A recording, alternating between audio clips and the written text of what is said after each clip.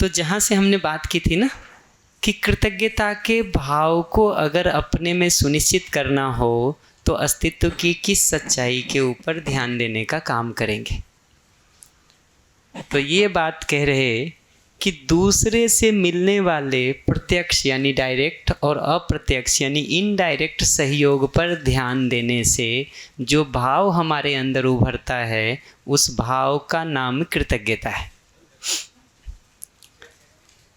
तो दूसरे से मिलने वाले सहयोग पर ध्यान जाने से हमारे अंदर जो भाव उभरता है उस भाव का नाम कृतज्ञता है। तो कृतज्ञता को अगर स्वयं में विकसित होना है या करना है तो उसके लिए करने का काम एक ही बचता है, दूसरे से मिलने वाले सहयोग पर ध्यान देना। आपसे मिलने वाले सहयोग पर जितना मेरा ध्यान बना रहता है उतना आपके प्रति जो भाव आता है उसका नाम कृतज्ञता है। इसलिए कभी आराम से बैठ के ये होमवर्क करने की ज़रूरत है कि हम जिन जिन सुविधाओं का भी प्रयोग कर रहे हैं, भाव के स्तर पर जो जो अनुकूलताएं हमको मिल रही हैं, समझने के स्तर पर जो जो अनुकूलताएं हमको मिल रही हैं, आजीविका के स्तर पर जो जो अनुकूलताएं हमको मिल रही हैं, उन सब अनुकूलताओं में प्रत्यक्ष या अप्रत्यक्ष रूप से किसका सहयोग है। आप एक खाने को भी देखेंगे ना, जो हम लंच लेते दोपहर में, उसमें अगर आप देखने जाएंगे कि कितने लोगों का सहयोग है तो तत्काल में आपको बनाने वाले लोग दिखाई देंगे, जिन्होंने वहाँ का झाड़ू पोछा सफाई किया होगा वो लोग दिखाई देंगे, बर्तन धोने वाले लोग दिखाई देंगे। थोड़ा ध्यान से देखिएगा तो खाने की प्लेट में जो सामान आया है वो कहीं से आया होगा, ट्रांसपोर्ट करने वाले लोग दिखाई देंगे। उसके पीछे जाके देखेंगे तो उगाने वाले लोग दिखाई देंगे, ठीक है, दिखेगा ना। उगाने वाले लोगों को देखिएगा तो उन्होंने जितनी चीज़ों का प्रयोग किया होगा खेती करने में वो सब लोगों का सहयोग दिखाई देगा। किसी एक चेन को बढ़ा के देखिए, जिस प्लेट में आप खा रहे हैं उसी चेन को बढ़ा के देखिए। आज दुनिया इतनी जुड़ गई है कि आपको करीब करीब पूरी दुनिया का सहयोग दिखाई देगा उसमें। किसी जगह पर टेक्नोलॉजी बन रही है, किसी जगह से लोहा निकाला जा रहा है, किसी जगह पे कोयला, पेट्रोल या बिजली पैदा की जा रही है, इलेक्ट्रिसिटी पैदा की जा रही है, कहीं उसका उत्पादन हो रहा है, कहीं उसका विनिमय हो रहा है। वो सब के बाद हमारे घर आता है। हमको लगता है पैसा दे दिया बात ख़त्म हो गई। हमको ये समझना पड़ेगा कि पैसा देने से खाने में खाने की थाली में भोजन नहीं आता है, प्रकृति में उत्पादन करने से आता है। मैं सबको कहता हूँ कि ये देखना चाहिए कि दूध जो है वो अमूल डेयरी से आता है कि गाय देती है, ठीक, ये पहचानना ज़रूरी है। हमको लगता है अमूल, पराग और सरस ये दूध देते हैं, ठीक है, गाय दूध देती है, ये पहचानना ज़रूरी है। जितना कॉम्प्लिकेटेड समाज होता जाता है ना, उतना सामान्य चीज़ों को भी देखना मुश्किल होता जाता है, मुश्किल होता जाता है। तो इसको जितना फैला करके देखेंगे ना, उतना जिनका सहयोग आपको दिखाई देगा उन सब के प्रति कृतज्ञता का भाव स्वाभाविक रूप से आएगा। इस वर्कशॉप में ही जितनी चीज़ें प्रयोग हो रही हैं ना, आप इसमें ही देखने जाइएगा किन किन लोगों का योगदान है ना। संसार में बड़ी मुश्किल से कुछ लोग बचेंगे। जितनी चीज़ें यूज़ हो रही है ना, माइक से लेके, कैमरा से लेकर के, ये कैंपस से लेकर के, ठीक है, यहाँ के कुर्सी टेबल गद्दे से लेकर के आपके खाने पीने की चीज़ें, आने जाने का संसाधन, ये सब को मिला के देखिएगा ना तो शायद ही कोई बचेगा। सहअस्तित्व जो भाषा है ना वो दिखना शुरू हो जाएगा कि वस्तु के रूप में जीने के स्तर पर भी कैसा हो रखा है आज के दिन। अब इसको ना देख करके हम उधर से आंख मूंदे रहें तो अपना आंख का पट्टी खोलने का ही ज़रूरत है ना, बाहर क्या ठीक करेंगे। और इस सच्चाई पर जितना हमारा ध्यान बना रहता है, उतना कृतज्ञता के भाव को अपने में विकसित करने के लिए अलग से कुछ भी नहीं करना पड़ता है। ध्यान भर बनाए रखने की जरूरत है, बल्कि कृतज्ञता क्या है ये इस बात से समझ में आता है। ये दूसरी बात सिर्फ आज के समय के कॉन्टेक्स्ट के हिसाब से लिखा हुआ है कि अभी कई बार हमारी आदत ऐसे हो गई है कि दूसरे से मिलने वाले सहयोग पर हमारा ध्यान नहीं हो करके अभाव पर ध्यान होता है। तो आप दिन भर मेरे लिए जो कुछ भी अच्छा करते हैं, ठीक करते हैं, उस पर हमारा ध्यान नहीं रहता है, उसको हम ग्रांटेड ले लेते हैं। ये तो तुमको करना ही चाहिए, इतना तो हर माँ बाप करते हैं, इतना तो हर पति पत्नी करता है, इतना तो हर बच्चा करता है, इतना तो हर मित्र करता है, इसमें तुमने क्या खास कर दी। तो जो किया जाता है उसको ग्रांटेड लेकर के उस पर ध्यान नहीं जाता। आजकल साइकोलॉजी में एक सिद्धांत पढ़ाते हैं जिसका सार ये है कि जो वस्तु जितनी सहजता से उपलब्ध होती है ना, उसका हमारी ज़िंदगी में क्या महत्व है ये कई बार चूक जाते हैं, हम देखने से चूक जाते हैं। वैसे ही हमारे अंदर किसी के प्रति भाव कृतज्ञता का है कि नहीं, उसको देखिए हम 3 काम कर रहे हैं। किस वस्तु पर ध्यान देने से कृतज्ञता का भाव बना रहेगा, उस पर ध्यान दिला रहे। अगर चूक होती है कृतज्ञता में तो उसका संभावित कारण क्या है, उस पर बात कर रहे हैं। और हमारे अंदर कृतज्ञता है भाषा के रूप में कि भाव के रूप में, वो पहचानने का उपाय है कि कृतज्ञता जिस किसी के भी प्रति हमारी होती है, उनके प्रति मेरा आचरण शिष्ट होने लगता है, संयत होने लगता है, संतुलित होने लगता है। तो बाकी संसार के साथ अभी मैं भले ठीक नहीं जी पा रहा हूँ, लेकिन जिनके प्रति हमारी कृतज्ञता होती है वहाँ हम अधिकतम अपने को व्यवस्थित करके जीने का प्रयास करते ही। दूसरा धीरे धीरे ये होता है कि कृतज्ञता पूर्वक जब हमको अगले से सहयोग मिलता है तो हम भी देर सवेर उनके लिए कुछ न कुछ करना चाहते।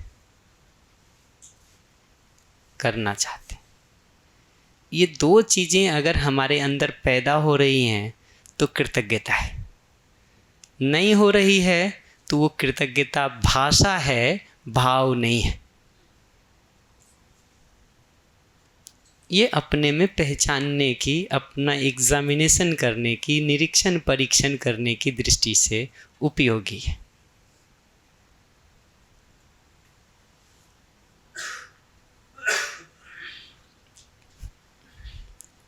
तो हम एक ही होमवर्क कर रहे हैं। जिस भाव को अपने में विकसित करने का हम टारगेट करके रखे हैं, उससे संबंधित सच्चाई को पहचान करके उस पर हमारा ध्यान बना रहे, उससे वो भाव स्वाभाविक रूप से हमारे अंदर विकसित होता है। चूक क्या होती है वो बता दिया, भाव ठीक है कि नहीं उसको पहचान लिया, बात खत्म हो गई।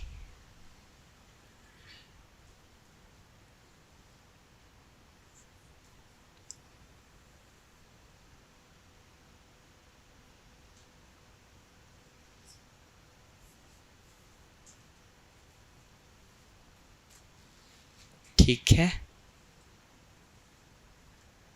ठीक है।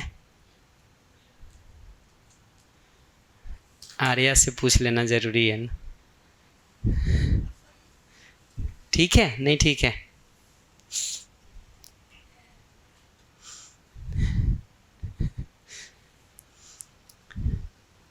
आगे बढ़े, बोलो बोलो। कुछ नहीं, मेरे समझ के हिसाब से तो समझ में नहीं आया है। कौन सी बात नहीं समझ में आई, हम ट्राई करेंगे ना। वो ध्यान कहाँ है वाला, ये पहली बात समझ में आई।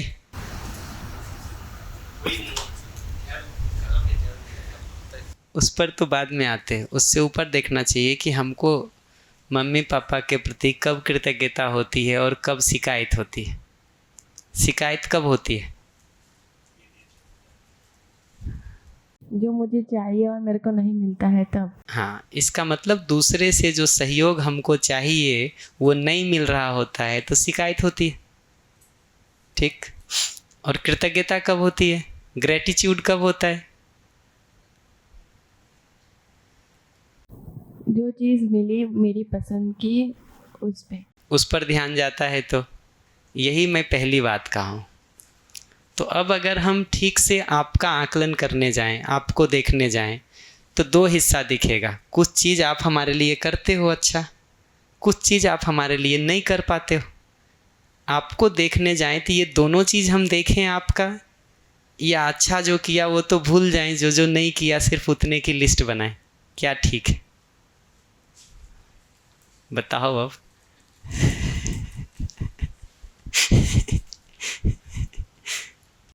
नहीं, मतलब जो अच्छा किया है वही देखेंगे ना। कम से कम वो भी तो देखेंगे। वही देखें तो और अच्छी बात है, लेकिन वो भी देखेंगे इतना तो पक्का है। अगली बार से जब मम्मी पापा के प्रति गुस्सा आए ना, उस समय ये देखने की कोशिश करना कि उन्होंने क्या क्या अच्छा किया है हमारे लिए। और एक होमवर्क करना ऐसे ही बैठ करके कि उन्होंने आज तक ज़िंदगी में हमारे लिए क्या क्या अच्छा किया है, और एक लिस्ट बनाना कि क्या क्या नहीं किया है, और देखना कौन सी लिस्ट लंबी है, कौन सी लिस्ट छोटी है। प्रश्न समझ में आया? बढ़िया। तो ये होमवर्क करना, फिर बात करेंगे तुमसे। ये बात कह रहे हैं कि अभी हमारा जो ध्यान रहता है प्रधानता से, वो दूसरे जो हमारे लिए सहयोग करते हैं, हेल्प करते हैं, उस पर हमारा ध्यान बहुत कम होता है। तो दिन भर में जो 20 काम हमारे लिए कोई करता है, खाना बना के खिला देता है, कपड़े धुल देता है, घर की सफाई कर देता है, टिफ़िन तैयार करके दे देता है, स्कूल की फ़ीस भर रहा, वो सब हमको कई बार नहीं दिखाई देता है। ठीक। शाम को जो एक खिलौना खरीदना है 200 रुपये का, वो नहीं मिलता है, वो दिखाई दे देता है और हम उसके लिए रोना शुरू कर देते हैं। ऐसा होता है कि नहीं होता है? तो यही बात कह रहे हैं कि दूसरे से मिलने वाले सहयोग पर अभी हमारा ध्यान बहुत कम रहता है। जहाँ जहाँ कोई चूक रह जाती है उन्हीं जगहों पर हमारा ध्यान जाता है। अगर ऐसा हमारा देखने का दृष्टि दोष हो गया है तो अपना चश्मा ठीक करना पड़ेगा कि नहीं? इतनी सी बात है, और क्या।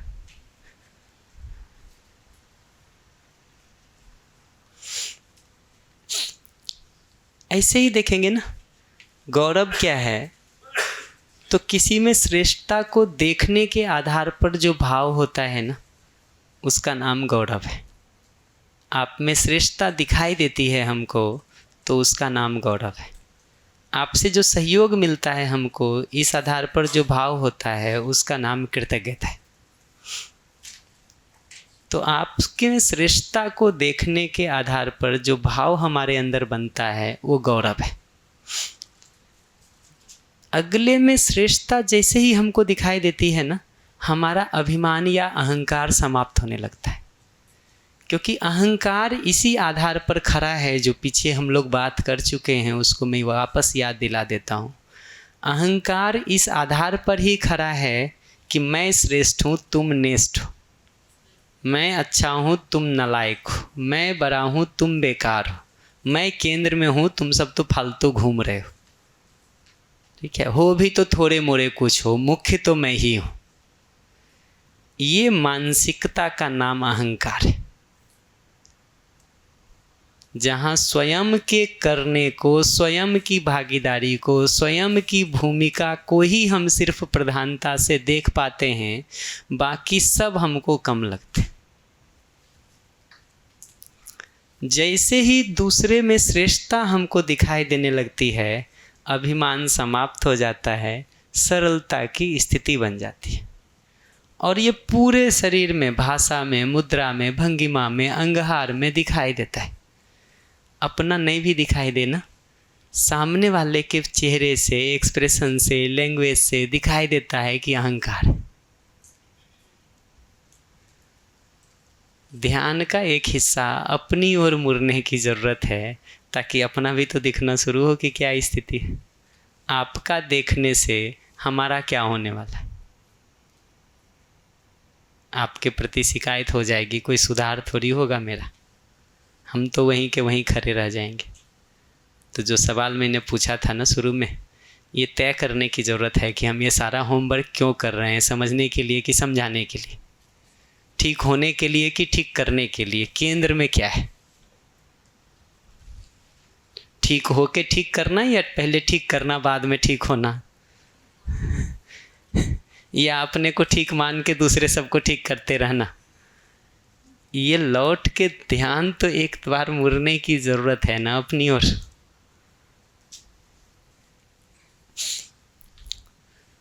तो यही लिखा है कि गौरव के अभ्यास के लिए दूसरे की अच्छाई पर प्रधानता से ध्यान देना मुख्य मुद्दा है।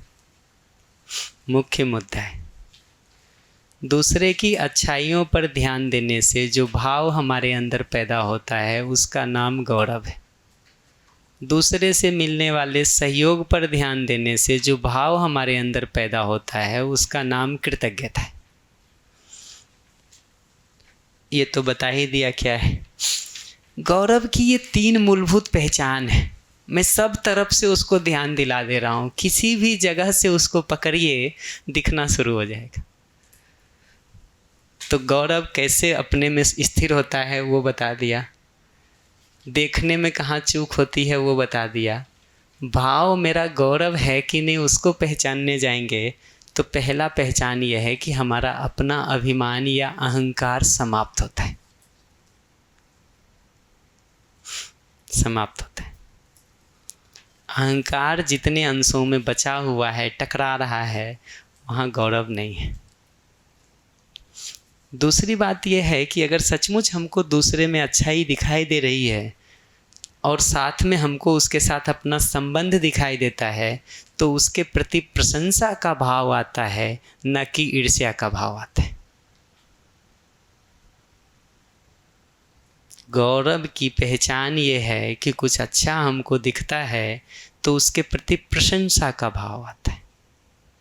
माइक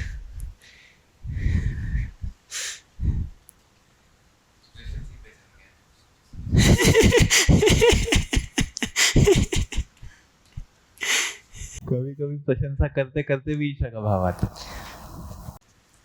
पलट के देखिए, प्रशंसा करते हुए भी ईर्ष्या का भाव आ रहा है। कहीं आपकी तुलना की प्रवृत्ति तो नहीं जग गई है? तुलना की प्रवृत्ति तो नहीं जग गई है कि हमने कंपैरिजन शुरू कर दिया है? अगर वो जगेगी तो ईर्ष्या में कन्वर्ट हो जाएगी, कन्वर्ट हो जाएगी।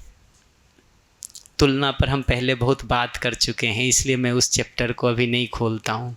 थोड़ी बात इस सत्र में भी कर दी थी पहले, पिछले दिनों में, और परिचय शिविर में बहुत विस्तार से हम सब सुन रखे हैं जी।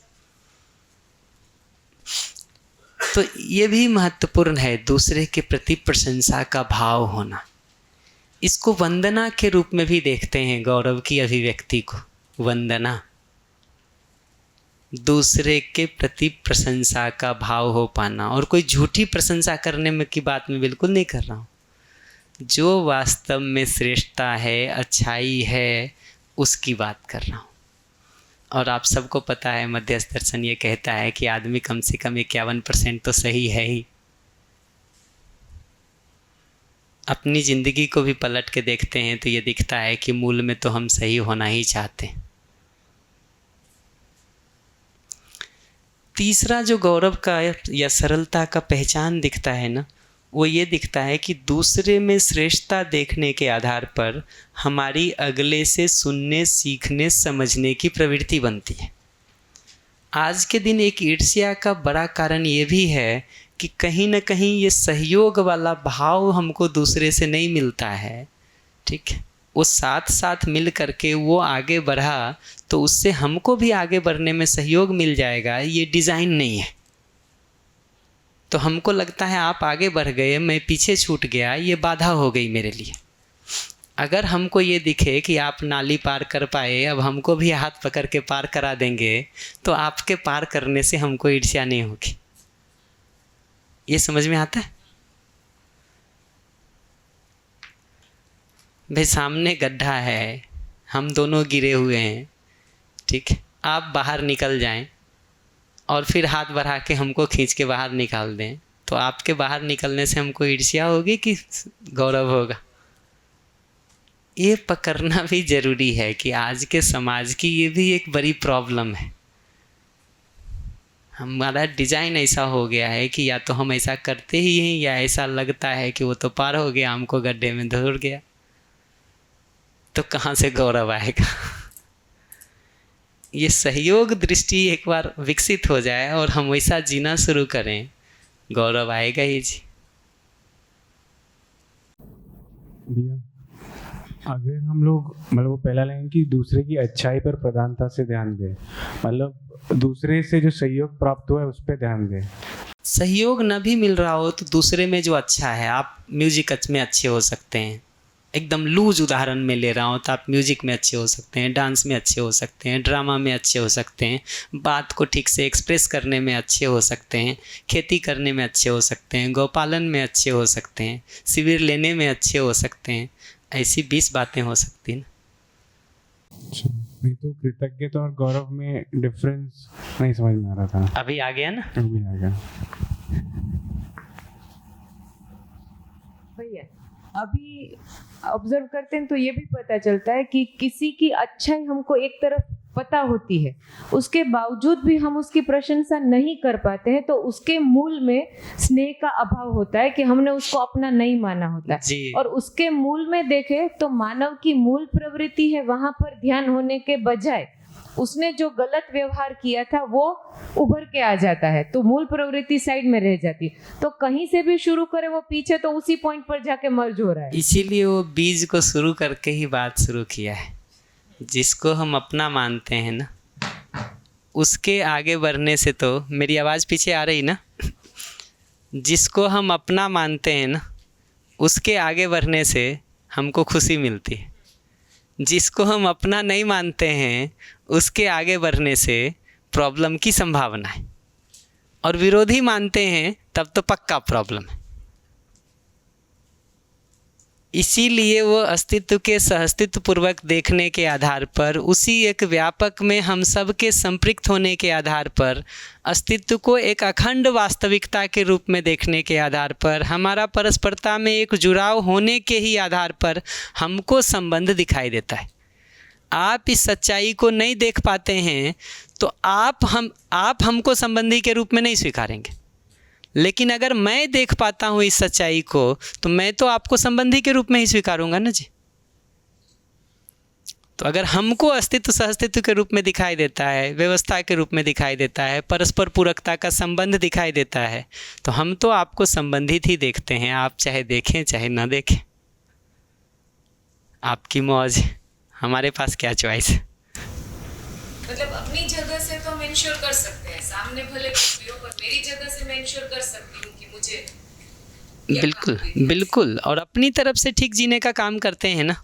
तो हमारा तो आज तक का एक्सपीरियंस ये है कि देर सवेर उसमें एक बदलाव की प्रक्रिया शुरू अगले में भी होती ही है, समय चाहिए थोड़ा। और भैया इस बात से भी एक ऑब्जर्वेशन है कि देर सवेर उसमें शुरू होती है, वो ज्यादा हमारे अंदर उस बात को स्ट्रेंथन करता है कि मानव की मौलिक प्रवृत्ति समझने की है। एग्जैक्टली तो 2-4 उदाहरण में आप ऐसा देख लेते हैं ना, तो आपका कॉन्फिडेंस बिल्कुल ही दूसरे लेवल पे चला जाता है, दूसरे लेवल पे चला जाता है। ये डाउट नहीं आता है कि वो समझना नहीं चाहता है या मेरा अपोज करना चाहता है, फिर वो आता ही नहीं है। जी जी, अपनी ज़िंदगी के कुछ एक्सपीरियंसेस में इसको देखना ज़रूरी है। अभी हमारा कहा हुआ तर्कसंगत ढंग से ठीक लगता है, ये पहला जगह है आपके स्वीकार होने का। लेकिन दूसरा जगह है अपनी ज़िंदगी में उसको करके देख लेने के आधार पर, फिर जो आपका कॉन्फिडेंस होता है वो बिल्कुल ही दूसरे लेवल का होता है। भैया मैंने ऑब्जर्व किया था ये विशेषता का भाव कहाँ से आया। इससे पहले सहयोग क्यों नहीं देता हूँ, मैं पहुँच गया तू बच गया, तो कहीं ना कहीं बचपन से क्लास में फर्स्ट सेकंड रहा, तो आसपास से वातावरण से वही मिला, हम फर्स्ट रहे तो आप तो नीचे ही रह गए। तो वो इतना गहराई से संस्कार कुसंस्कार के रूप में बैठा हुआ था, अभी भी है। ऑब्जर्वेशन में कुछ लूज हुआ है, लेकिन अभी भी विद्या की यात्रा में भी कई बार वही होता है, मैं आगे बढ़ गया, आप पीछे रह गए, तो कई बार कई लोगों का सहयोग नहीं भी करते अभी भी, तो तब ध्यान पड़ता है ये संस्कार पे। अभी पिछले 6 भीलवाड़ा शिविर के बाद ध्यान थोड़ा थोड़ा गया, अभी पूरा तो नहीं गया, काम पूरा भी नहीं हुआ है, हो रहा है, तो सही चल रहा हूँ उस पर। जी, अभी कई बार ये दिखता है कि दूसरे की जो प्रशंसा अभी हम करते हैं ना, वो तुलना के आधार पर खड़ी करके ही करते हैं। तुम फर्स्ट आए तो प्रशंसा, रेस में आगे बढ़ गए तो प्रशंसा, प्रशंसा भी करनी होगी तो कहेंगे ये इससे ज़्यादा अच्छी है।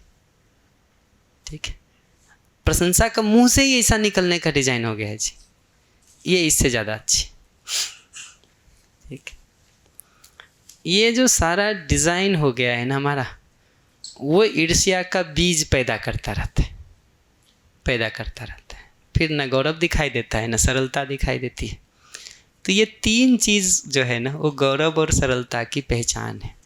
मेरा अभिमान समाप्त होता है, अगले के प्रति प्रशंसा का भाव आता है, और अगले से सुनने, सीखने, समझने की मेरी प्रवृत्ति बनती है, प्रवृत्ति बनती है। अब काम निकलवाने के लिए प्रशंसा नहीं है, प्रशंसा अब वो जो बार बार बात भी आ रही थी ना कि अब दूसरे से काम निकलवाना है, इसलिए प्रशंसा नहीं है, वो भाव अपने अंदर उभरता है। एग्जैक्टली देखिए, दूसरे से काम निकलवाने के लिए कुछ कर रहे हैं तो बहुत क्लियरली मैनिपुलेशन है। क्या कहते हैं जी हिंदी में? हमारे इस भाषा में तो उसको धूर्तता कहते हैं। पर कठोर शब्द हो तो हम नहीं बोलना चाहेंगे।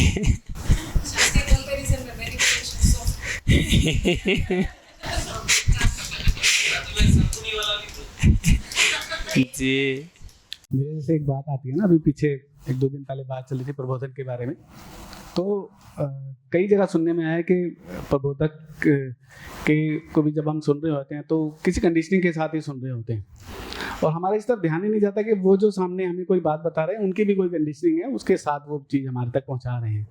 लेकिन उस गैप में मुझे ये नहीं दिखाई देता जो बात अच्छी जो मुझ तक आ रही है, जो अस्तित्व सहज वास्तविकता है, या जो प्रस्ताव मुझ तक आ रहा है, उस पर मेरा ध्यान ही नहीं जाता, मेरा ध्यान कहीं और चला जाता है। तो जो प्रशंसा वाली बात है वो कहीं और चली जाती है। तो देखने वाली बात है मुझ तक क्या आ रहा है और मेरे अंदर क्या परिमार्जन हो रहा है, मुझे कितना समझ में आ रहा है। जब मैं तुलना करने लग जाता हूँ तो मैं वहाँ से हट ही जाता हूँ, है ना।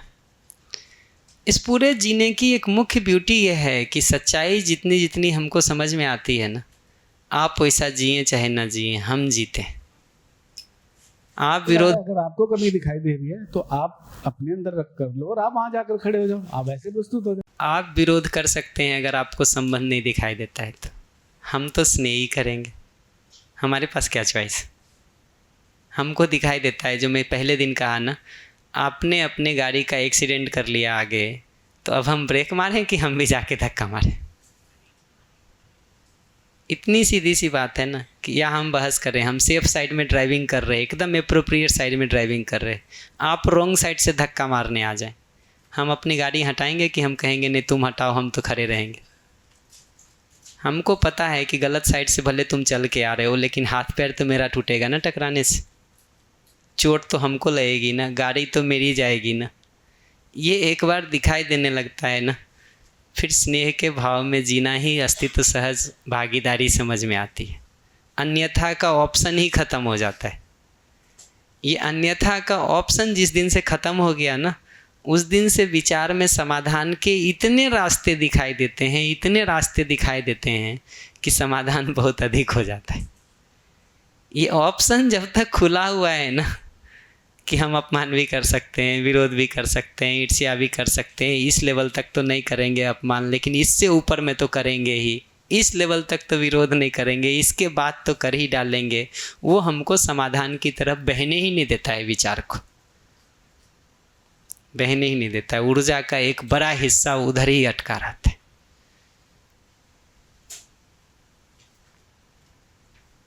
क्रिएटिव सॉल्यूशंस समाधान में निकलने के लिए अपनी स्थिति शांति की, सहजता की होनी जरूरी है।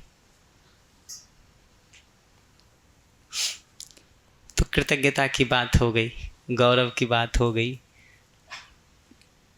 श्रद्धा कहाँ है?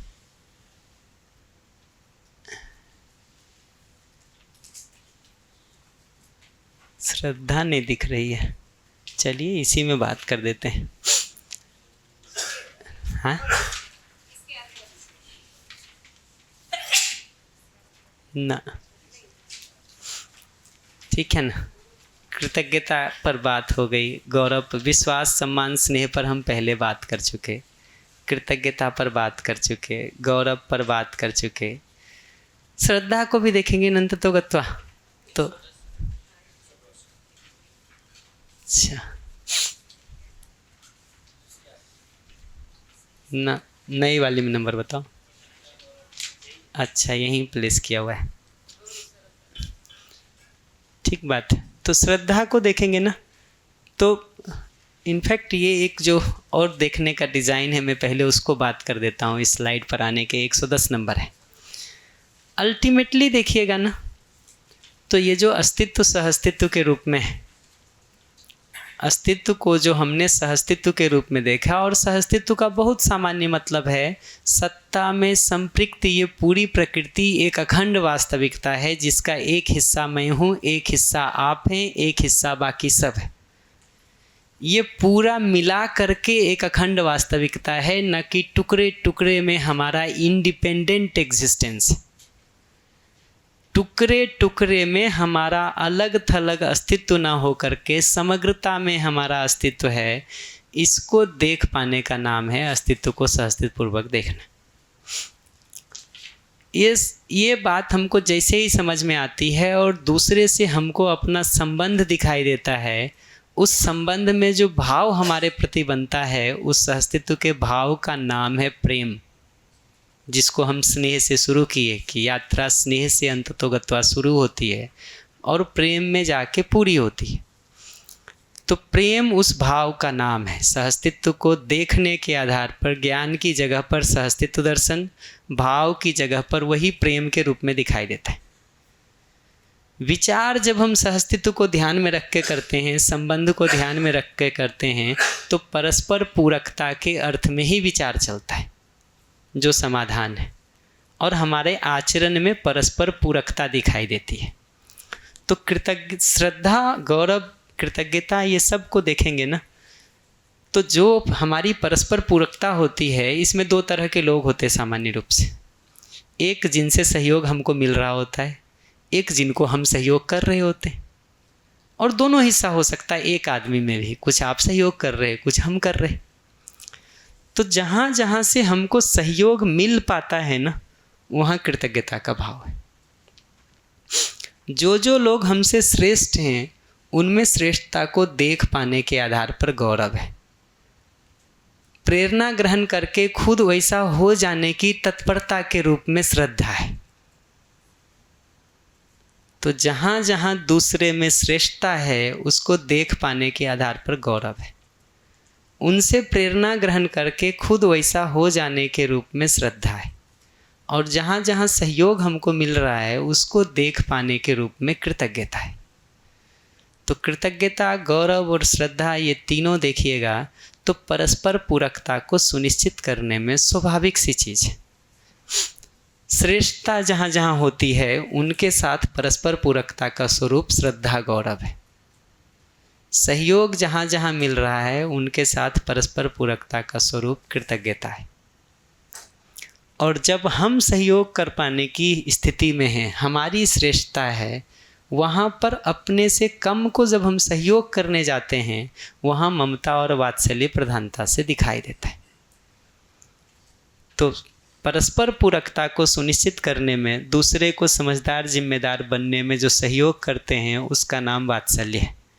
और दूसरे के शरीर पोषण संरक्षण में सहयोग की जो हमारी प्रवृत्ति है, उसका नाम ममता है। तो जब हम परस्पर पूरकता को सुनिश्चित करने जाते हैं, तो जहाँ कहीं हम दूसरे को सहयोग कर रहे हैं, वहाँ प्रधानता से हमारे अंदर ममता या वात्सल्य का भाव होता है। जहाँ जहाँ से हमको सहयोग मिल रहा है, या जहाँ जहाँ हमको श्रेष्ठता और अच्छाई दिखाई देती है, वहाँ वहाँ हमारा कृतज्ञता का, गौरव का, श्रद्धा का भाव होता है। मोटे तौर पर इस कैटेगरी को देखेंगे तो ऐसा है। अस्तित्व के सहअस्तित्व पूर्वक होने के आधार पर ये दिखाई देता है। सहअस्तित्व की जो, अब अगर मैं इसको पलट के कहूँ ना,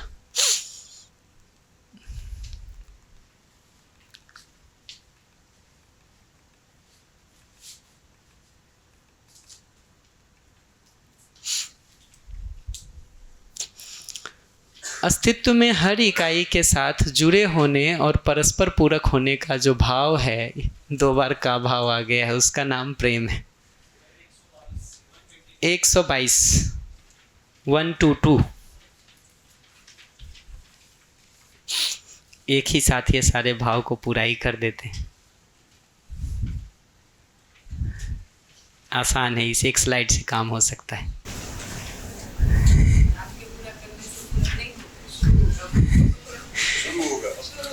शुरू हो जाए तो मैं अपने को सफल मानूंगा। शुरू होने में भी आपका सहयोग तो चाहिएगा ही नहीं। तो अस्तित्व के हर इकाई के साथ जुड़े होने और परस्पर पूरक होने का जो भाव है, उसका नाम प्रेम है। सहअस्तित्व की स्वीकृति के रूप में मानव में जो सर्वशुभ की चाहना है ही, उसको देख पाने के आधार पर जो आश्वस्ति होती है, उसका नाम विश्वास है। सहअस्तित्व के प्रतिबिंबन के रूप में, सहअस्तित्व की स्वीकृति के रूप में सर्वशुभ की चाहना जो हर मानव में बीज के रूप में कहीं ना कहीं है ही, इसको देख पाने का नाम विश्वास है। न्यूनतम इतना विश्वास तो हमारा बना ही रहता है, ठीक है, न्यूनतम है, इतना विश्वास तो हमारा हर मानव के प्रति बना रहता है। इसके बाद आपकी, ये न्यूनतम है तो फिर महत्तम क्या है? महत्तम ये है कि आप ऐसा जी भी पाते हैं, इसको भी मैं देख पाता हूँ कि चाहने में भी आपका है, करने में भी है।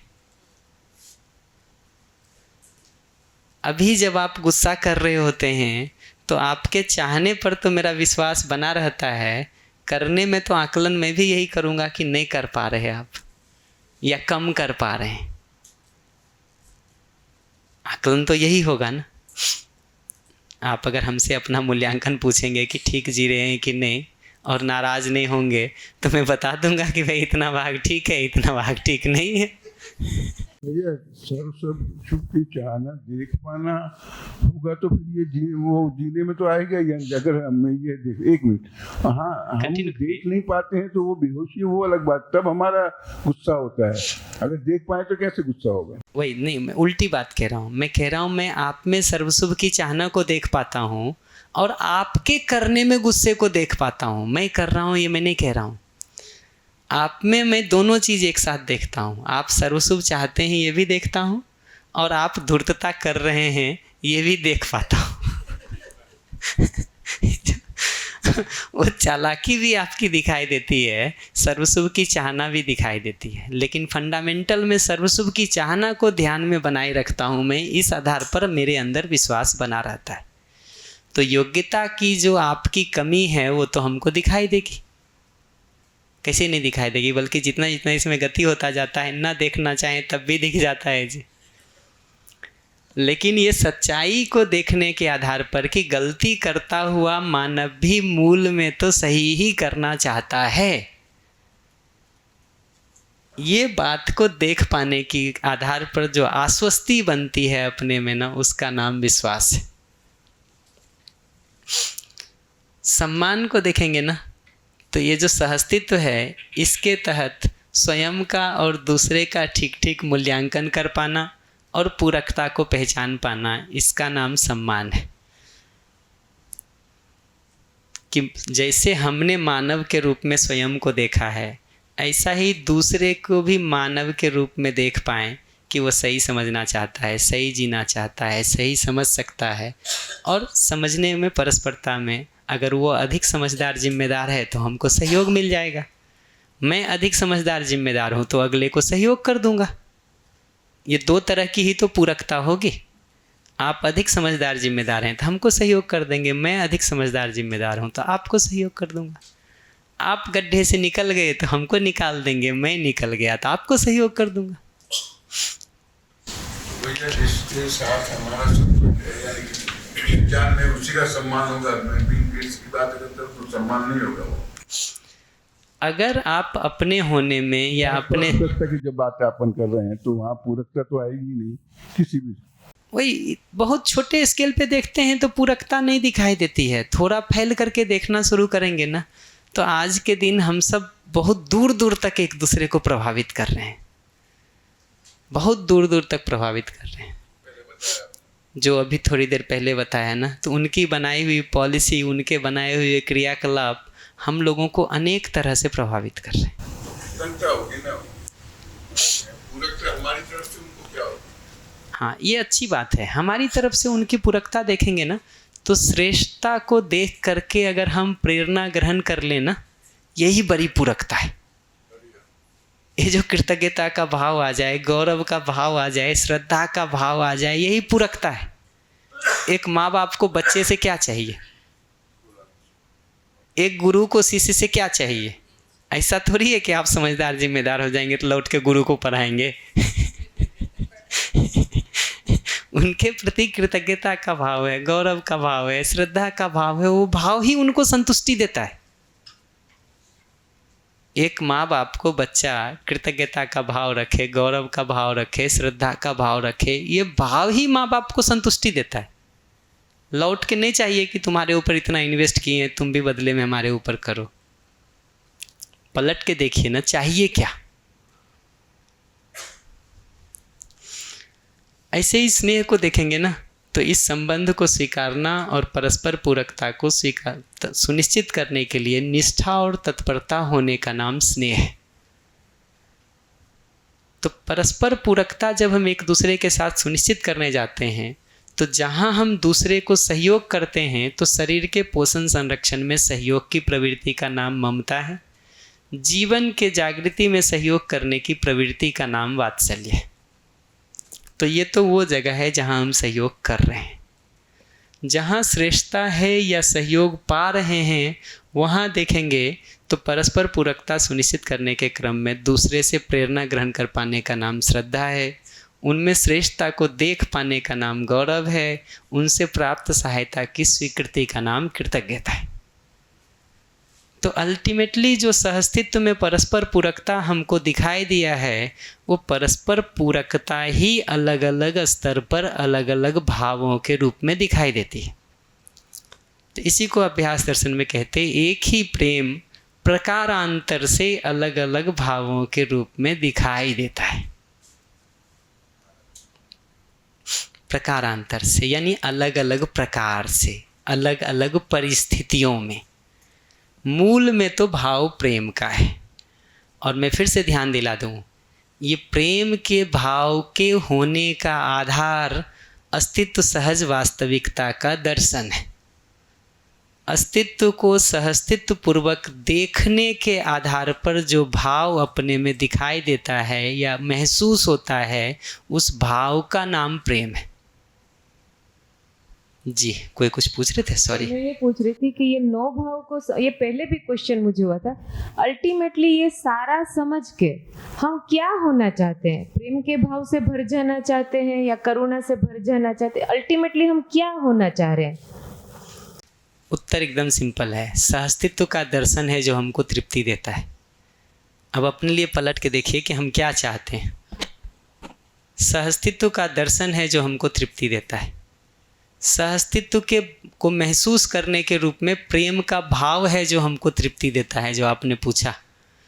सहस्तित्व का विचार करने के अर्थ में, परस्पर पूरकता के अर्थ में समाधान जो चलता रहता है हमारे विचार में, वो हमको तृप्ति देता है। उस परस्पर पूरकता के अर्थ में जो समाधान का विचार हुआ है, उसके अर्थ में जब हम जीने जाते हैं तो दायित्व कर्तव्य का जो हम व्यवहार में निर्वाह करते हैं वो हमको तृप्ति देता है।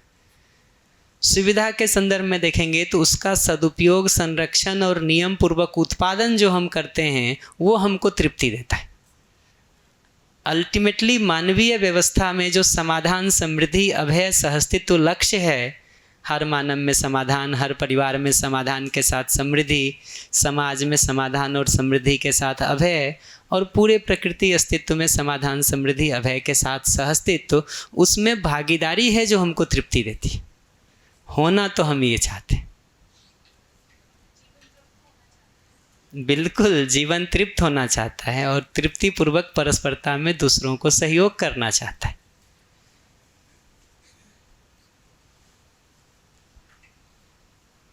तो होना क्या चाहते हैं, तो भाव के स्तर पर प्रेम से आप्लावित होना चाहते हैं। आप्लावन शब्द आता है, पढ़े होंगे दर्शन तो। भर जाना कहते हैं सब तरफ से। जी, मतलब ये जो हम छोटे थे तब से ये शब्दों को सुनते थे, पढ़ा तो नहीं, मतलब ये सत्य, प्रेम, करुणा का एक सेट सुनते हैं, ये श्रम, सेवा और ज्ञान का एक सेट सुनते हैं, तो ये सारी चीजें कनेक्ट तो एक ही जगह पर जाकर हो रही है। धीरे धीरे ये सारा, मतलब जो मैं अभी बोल रही थी वो मर्ज होता हुआ लग रहा है। ये सारा समझ में आता है तो शब्द कनेक्ट होता है और उसका अर्थ पकड़ में आता है।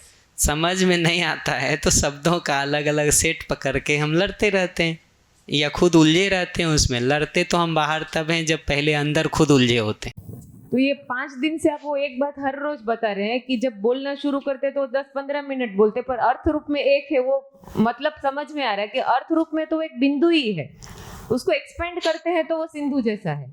बाबा जी कहते थे सहअस्तित्व एक गोली है, वो फैलता है तो सब तरफ फैलता चला जाता है। तो ये बात तो धीरे धीरे पकड़ने की ज़रूरत है कि सहअस्तित्व जो मूलभूत वास्तविकता है उसका भले हमको बोध नहीं है, अनुभव नहीं है, अध्ययन पूर्वक भास और आभास भी है कि नहीं है। नहीं है तो अध्ययन कर लें, है तो अभ्यास कर लें।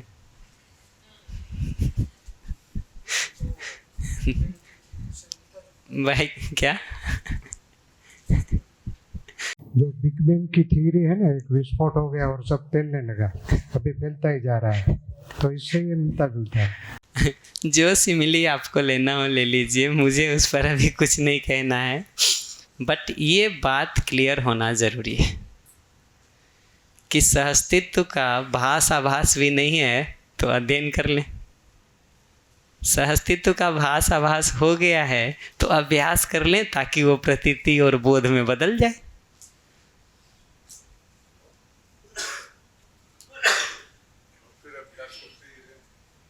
देखिए फिर क्या होता है कि अभ्यास करना नहीं पड़ता है, हम अभ्यस्त हो जाते हैं, फिर वो हमसे होता है। अभी हमको प्रयास करना पड़ता है बोलने का, अभ्यस्त हो जाते हैं तो मुंह से निकलता है, सोचना नहीं पड़ता फिर हमको।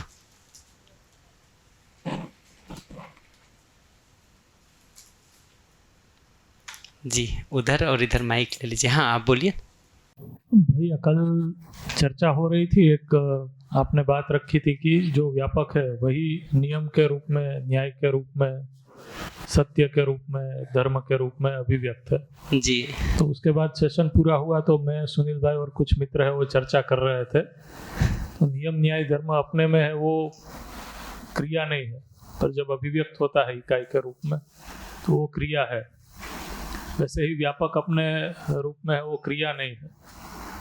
तो थोड़ा उनको है वो वहाँ पे कॉन्फ्लिक्ट था, डाउट था, वो समझ नहीं पा रहे थे।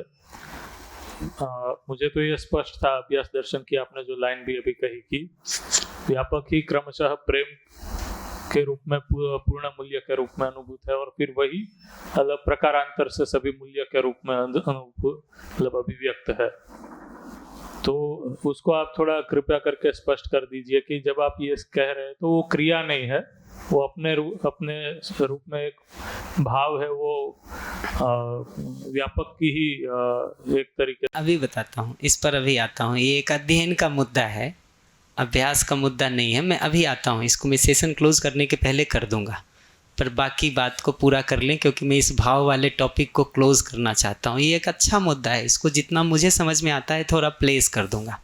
भैया और एक अध्ययन का ही मुद्दा है, ये जो 9 मूल्य है इसमें से जो विश्वास, सम्मान, स्नेह है, इसको ऐसे बोल सकते हैं वो धर्म का अभिव्यक्ति है, और ममता, वात्सल्य, श्रद्धा, गौरव, कृतज्ञता हो क्योंकि भागीदारी है तो स्वभाव का अभिव्यक्ति है और प्रेम जो है वो सत्य का अभिव्यक्ति है।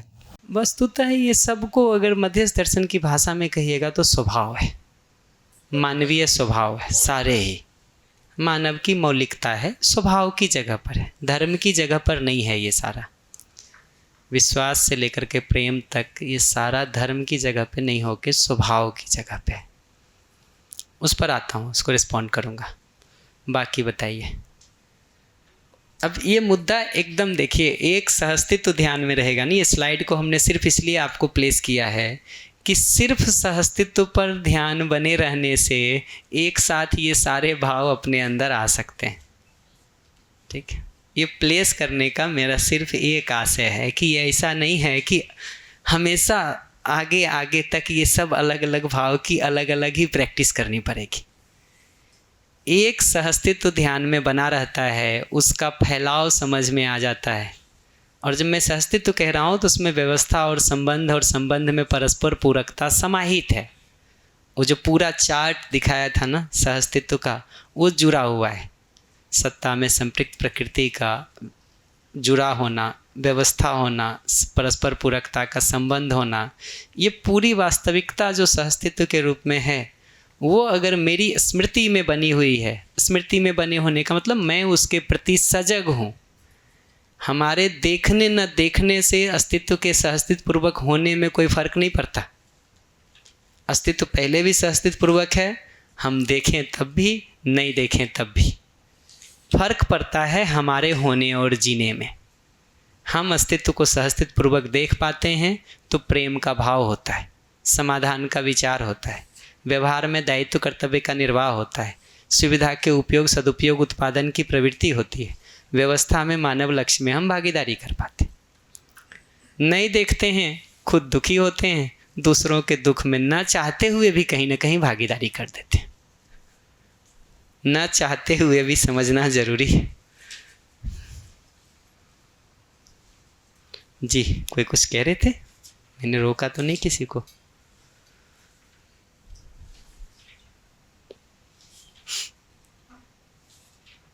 तो अल्टीमेटली पूरे न्यायपूर्वक जीने के लिए जो स्थापित और शिष्ट मूल्य का निर्वाह न्याय का प्रधान मुद्दा है, उसके लिए एक वास्तविकता पर ध्यान को बनाए रखते हुए काम हो सकता है, बशर्ते वो एक बिंदु सहअस्तित्व एक बार आपके मानस में पूरा फैल गया हो। तो उस एक शब्द को सुनते ही, उस एक शब्द के ध्यान में आते ही अर्थ रूप में पूरी बात उठ के आ जाती है। और अल्टीमेटली तो अर्थ पर ध्यान को बनाए रखना मूल मुद्दा है। शुरू के समय में शब्द उसमें सहयोग करता है, सहअस्तित्व शब्द के सुनते ही वो बात हमारे ध्यान में आ जाती है। लेकिन एक बार ध्यान में आ गई ना, तो सहअस्तित्व रूपी अर्थ पर ध्यान को बनाए रखते हुए हम शब्द को छोड़ सकते हैं। जब तक हमारा एसी पर ध्यान नहीं गया है, तब तक एसी शब्द आपने कह दिया तो मेरा ध्यान चला गया। एक बार उस एसी पर मेरा ध्यान चला गया तो अब एसी शब्द को साइड करके हम उस वस्तु को देखते रह सकते नहीं? क्या लॉजिकली ये बात समझ में आती? अपने निरीक्षण में भी बात समझ में आती है कि भाई जब तक किसी की तरफ ध्यान दिलाना है तब तक आप उसका नाम लेके कह दीजिए। एक बार उधर ध्यान चला गया फिर तो वस्तु दिखाई दे रही, शब्द क्या करेगा? शब्द ने तो अपना काम कर दिया। उंगली से अगर हम चांद दिखा रहे हैं, चांद पर नज़र पड़ गई तो उंगली ने तो अपना काम कर दिया। तो उंगली पकड़ ली।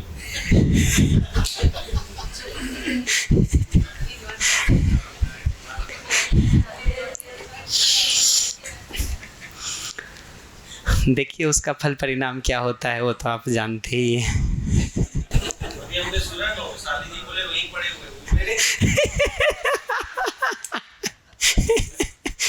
ये अच्छा है, हर आदमी को दूसरे के बारे में पता है कि वो कहाँ पर है, अपने बारे में पता हो चाहे नहीं हो। सारा जागृति का गड्ढा यहीं से शुरू होता है और गाड़ी इसीलिए नहीं बढ़ती है। हम सब का आदत और अभ्यास इतना अधिक बाहर देखने का हो गया है, इतना अधिक बाहर देखने का हो गया है कि हम देखते ही रहते हैं उसको। हमको लोग किसी शिविर में कह रहे थे कि आप ध्यान को, बिजनौर के एक सेशन में हमारे कोई एक बड़े प्रबोधक कह रहे थे कि तुम बार बार लोगों को कह रहे हो अपनी तरफ ध्यान देने के लिए, बाहर ध्यान देंगे कि नहीं देंगे? ठीक, दूसरों को देखेंगे कि नहीं देखेंगे? बिल्कुल देखेंगे भाई, पर मुद्दा यह है कि बाहर देखने में तो हम अभ्यस्त पहले से हैं, जो आपको आता ही है, ठीक, उसमें अब क्या बात करें जी हम।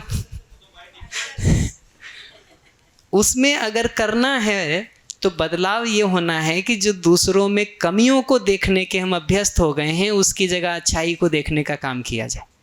लेकिन उसको करने के पहले स्वयं का निरीक्षण होना जरूरी है, वरना आदमी में अच्छाई दिखती नहीं है।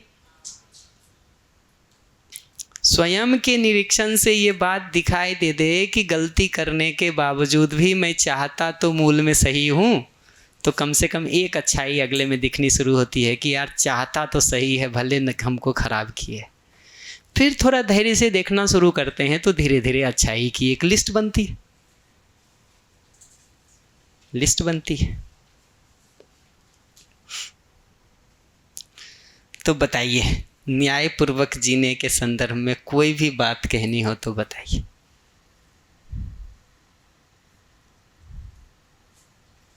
एक मूलभूत सच्चाई मेरी स्मृति में बना रहे, शब्द से शुरू होकर के, शब्द की स्मृति से शुरू होकर के अर्थ की स्मृति, और अर्थ की स्मृति हो गई तो शब्द साइड हो जाता है, फिर रहे चाहे ना रहे फर्क नहीं पड़ता। और स्मृति का मतलब कोई पुरानी घटना याद करना नहीं है, बल्कि जो सामने है ही उसके प्रति सजग होना है। ये जो बार बार अध्ययन की परिभाषा में कहते हैं ना, अधिष्ठान के साक्षी में, अनुभव की रोशनी में स्मरण पूर्वक की गई क्रिया प्रक्रिया, ये स्मरण क्या है? सजगता। किस बात के प्रति? मूलभूत सच्चाइयों के प्रति, जो अनुभव की रोशनी में उपलब्ध हुई हैं मूलभूत सच्चाइयाँ, और जिसका भास आभास हमने किया है, उन सच्चाइयों के प्रति सजग रहने का नाम स्मरण है। ये सजगता इसलिए ज़रूरी है कि जितनी देर वो सजगता हमारे में रहती है, उतनी देर वो हमारे भाव का, विचार का, व्यवहार का, आचरण का आधार बन सकती है। सजगता जैसे ही हट गई तो गई भैंस पानी में। बिल्कुल, रेलवे में लिखा रहता, सावधानी हटी दुर्घटना घटी। तो सजगता अगर खो दिए, वो स्मरण अगर खो दिए, फिर क्या करेंगे? जो पहले से करते आए हैं वही करेंगे, और क्या करेंगे? वही करेंगे।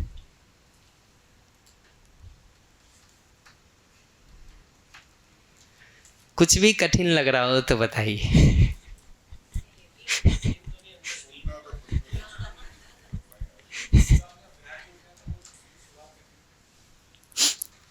यहाँ से शुरू कर लेंगे तो हो जाएगा, घर जाके शुरू करेंगे तो नहीं होगा। ठीक, शुरू करने में जितना एक दूसरे का सहयोग करेंगे उतना हो जाएगा, जितना एक दूसरे का टांग खींचेंगे उतना मुश्किल है।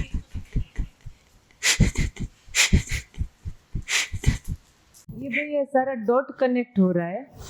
जिस भी मूलभूत वास्तविकता का भास आभास होता है, उसको उस मोमेंट पर रिकॉग्नाइज करके उसको वैल्यू कर पाना एक बात। दूसरा, उसको रिकॉग्नाइज करके भाव की जगह पर खड़े होकर उसी भाव को पुष्ट कर पाना दूसरा बात। तीसरी बात, उसके आधार पर जो विचार है उसमें समाधान ढूंढना, जिसमें ये टूल है उसको यूज कर सकते हैं, वो ढूंढना, फिर उसके आधार पर आचरण।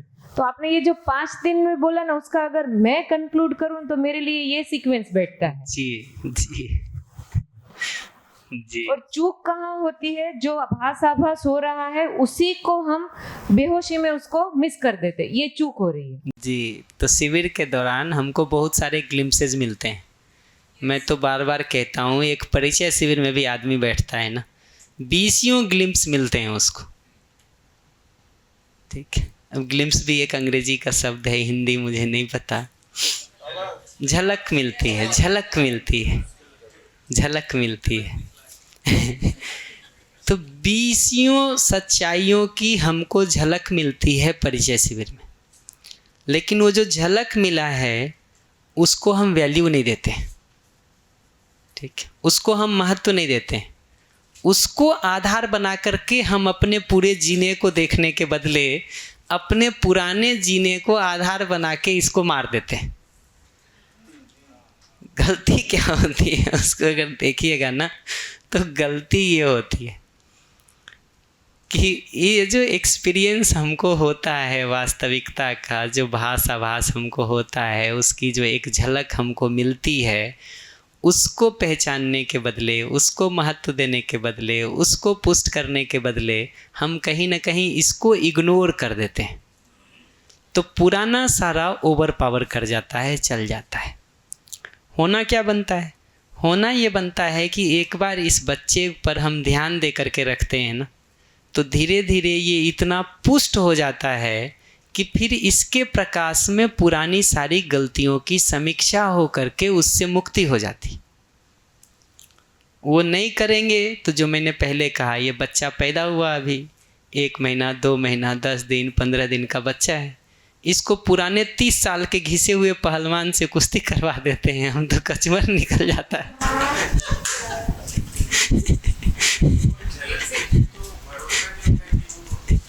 भरोसा नहीं होता है कि हम भी इतने ठीक हो सकते हैं, दुनिया इतनी भी ठीक हो सकती है।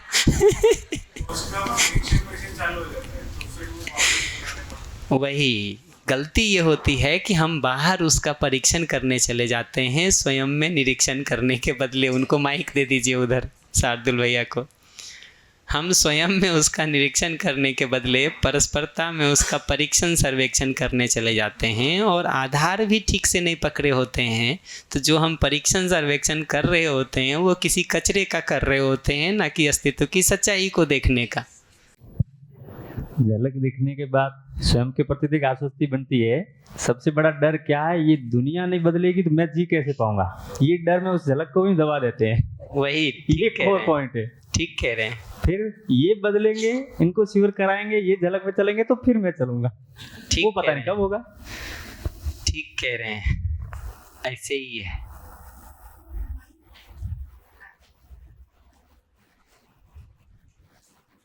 मुझे तो जो मेरे लिए दिखा कि जितनी बार भी मुझे झलक मिली, बजाय कि उसको खुद में स्थिर करने के, मैं चूंकि पुरानी आदत पड़ी है बाहर कूदने की, तो झट से बाहर जाके उसको सॉल्व करने लगते थे, और वो सॉल्व करते करते कब उस झलक को भूल जाते थे, क्योंकि वही सुअर वाली हालत है, नाली में पड़े वाली। तो वो हर बार, क्योंकि कई बार झलक मिली और पता भी चला, मगर वो बाहर जाके करना, ये इस बार समझ आ रहा है कि सारा ध्यान खुद पे। वो पुरानी इतनी आदत है ना, जो 30 साल के पहलवान वाली आप कह रहे हैं, वो इतनी ज़्यादा है कि वो बिल्कुल आकर्षित कर लेती है अपनी ओर, और ये भूल जाते हैं कि इसको भी थोड़ा मजबूत कर लें। मज़े की बात यह है कि इसका जो दूसरा उदाहरण है ना, वो बहुत अच्छा है। एक दिन का भी एक्सपीरियंस हो, लॉजिक से, तर्क से आपको स्वीकार हो गया हो और अपने निरीक्षण में आ गई हो, एक दिन पुराना भी अगर एक्सपीरियंस हो और आप उस पर ध्यान बना के रखेंगे, वो हजारों साल की गलतियों को मिटा देने के लिए पर्याप्त है। ये जो ध्यान हम वहाँ से हटा देते हैं ना, वहाँ से सारा चूक होता है। ये जो स्मरण से वो हट जाता है एक्सपीरियंस, वहाँ से सारा चूक होता है। 100 साल पुराना भी अंधेरा हो, आप सेकेंड भर पहले दीपक जलाइए, वो अंधेरा खत्म हो जाएगा। लेकिन दीपक ही हटा के फेंक दीजिएगा तो वापस अंधेरा तो मिलेगा ही जी। वो स्मरण से हट जाने का मतलब है दीपक का ही बुझ जाना। ठीक है, वो जो दीपक जला है, जो उस हजारों साल के अंधकार को मिटा देने में समर्थ है। ध्यान हटने का मतलब है उस दीपक का ही बुझ जाना। अब वो दीपक ही बुझ गया तो बात ही खत्म हो गई। फिर क्या? फिर तो अंधेरा कायम रहे।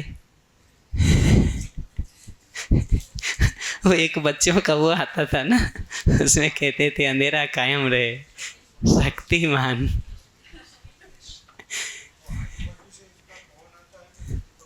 मोबाइल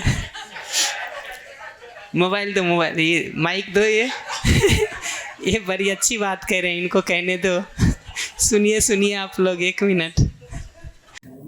बाहर से इतना पवन चलता है तो दीपक यहाँ से जलाते हुए ऐसा करके ले जाते हैं, वहाँ बुझ जाता है। इससे देखिए, इसमें 2 निष्कर्ष निकल सकता है। ये जो दीपक बुझाना, मैं हर बार उस पर ध्यान दिला रहा हूँ। हमारा दीपक बुझ गया, एक निष्कर्ष ये है कि बाहर के पवन ने बुझा दिया। ये भी तो निष्कर्ष हो सकता है कि हम उसको ठीक से ओढ़ करके संभाल करके नहीं रखे जितना सुरक्षित करना था। ये दूसरा भाग पकड़ेंगे तो ये दिखेगा कि हमको क्या करना है।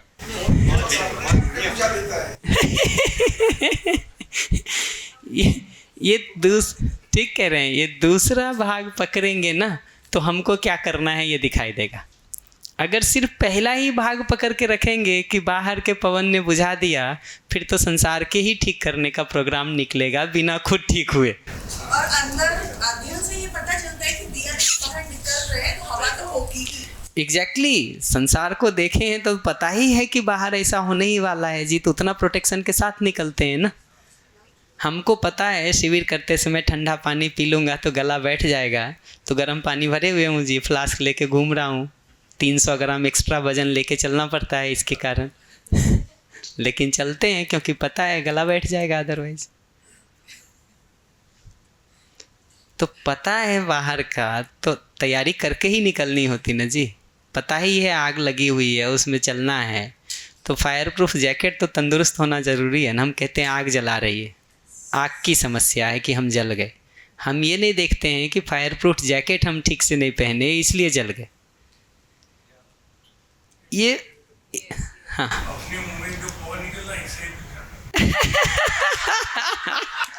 ये मस्त है।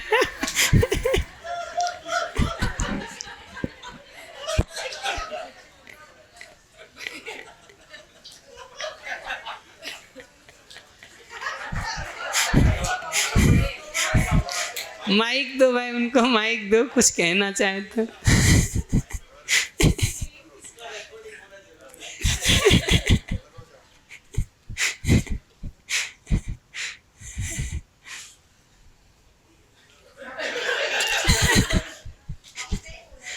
अब रिप्ले नहीं हो सकता है। ये दिया जो है वो अपने मुंह में जो पवन निकल रहा है या फूंक निकल रही उससे ही बुझ जाता है।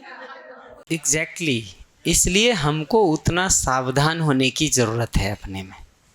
ये जो कैजुअल डिज़ाइन से चलेंगे, जैसा ढर्रा बन रहा है वैसा ही करते रहेंगे, तो ये फिसलन बनी ही रहेगी, बनी ही रहेगी। जी भैया, इसमें सिर्फ इतना ही कहना है कि जब अखंड दिया जलाते हैं तो बिल्कुल बुझने नहीं देते, हम सब ध्यान रख लेते हैं, फिर तो जलाना होगा तो करना पड़ेगा। वो आवश्यकता महसूस होने की ज़रूरत है।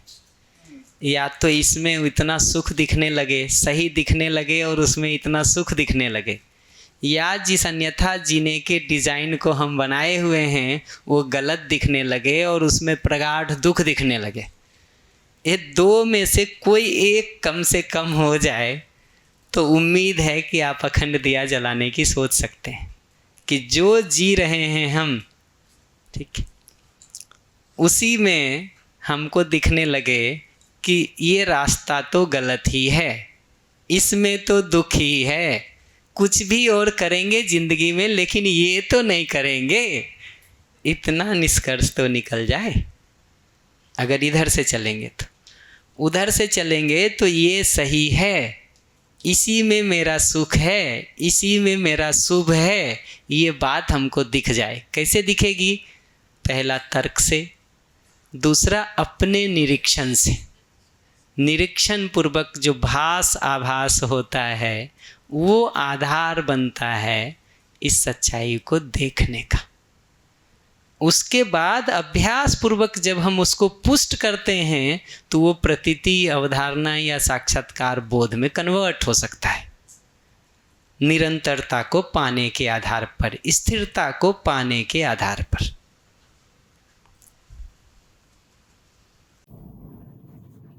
भैया पिछले 5 दिन में इसी एक बात को आपने 50 बार अलग अलग तरीके से बताया, और जितना भी क्वेश्चन मैंने ये भी ऑब्जर्व किया, ये जितना भी क्वेश्चन है उसका सबका आंसर एक ही है। एक ही आंसर है। और उससे भी ज्यादा जो मेरे को अपील किया कि एक ही आंसर को इतनी बार बोलने में आपका वो धीरता है वो मिस नहीं हो रहा, तो वो भी बहुत मोटिवेटिंग, मतलब हो सकता है। हम तो अपने लिए एक ही बात पलट के देखते हैं कि समझदारी के बाद आदमी ठीक नहीं जिएगा तो क्या करेगा, क्या करेगा। और तो समझदारी का मतलब क्या है ये भी समझ में आता है कि इसको समझदारी बोल रहे हैं। मुल्ला नसीरुद्दीन की कहानी बताते हैं कि वो जब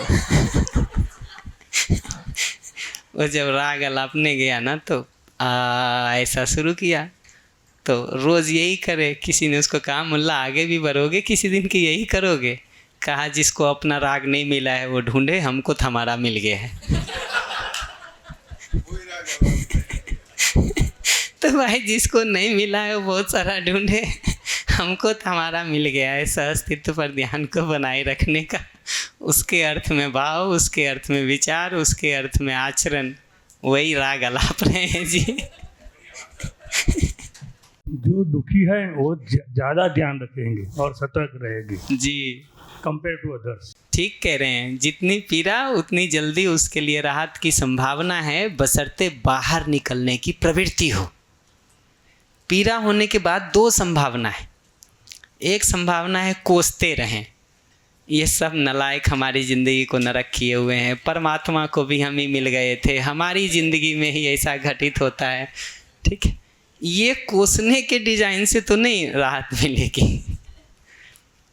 उससे निकलने की अगर प्रवृत्ति है, उसमें दुख दर्शन और दोष दर्शन होने के आधार पर उससे निकलने की छटपटाहट है, तो जरूर काम कर जाएगा। कोसने भर से तो नहीं होगा।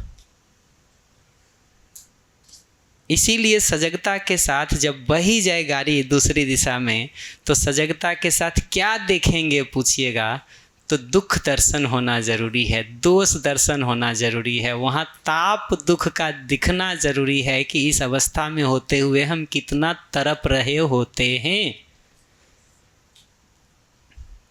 ये दिखाई देने के आधार पर उससे बाहर निकलने का मन बनता है।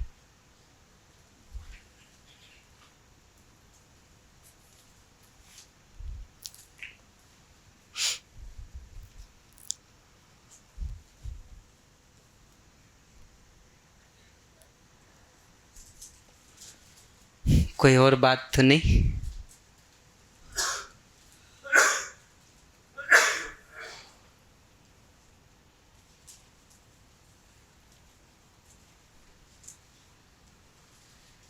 पकड़ में आ रहा है कि नहीं?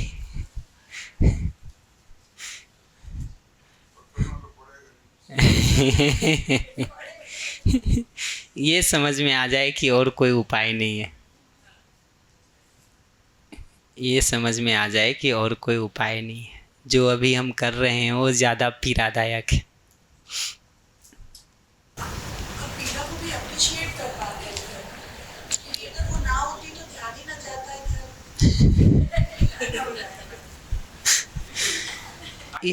इस दृष्टि से देखते हैं ना, शिकायत खत्म होनी शुरू हो जाती है संसार से। शिकायत मुक्त होना जरूरी है। बाबा जी अध्ययन के लिए भी बार बार कहते हैं, स्वभाव गति में रह के ही अध्ययन होता है। तो ये साक्षात्कार बोध ये सब में गति करना चाहते हैं, शिकायत को बनाए रखते हुए, विरोध को बनाए रखते हुए कहाँ पहुँचेंगे जी? कहाँ पहुँचेंगे? सही बात है।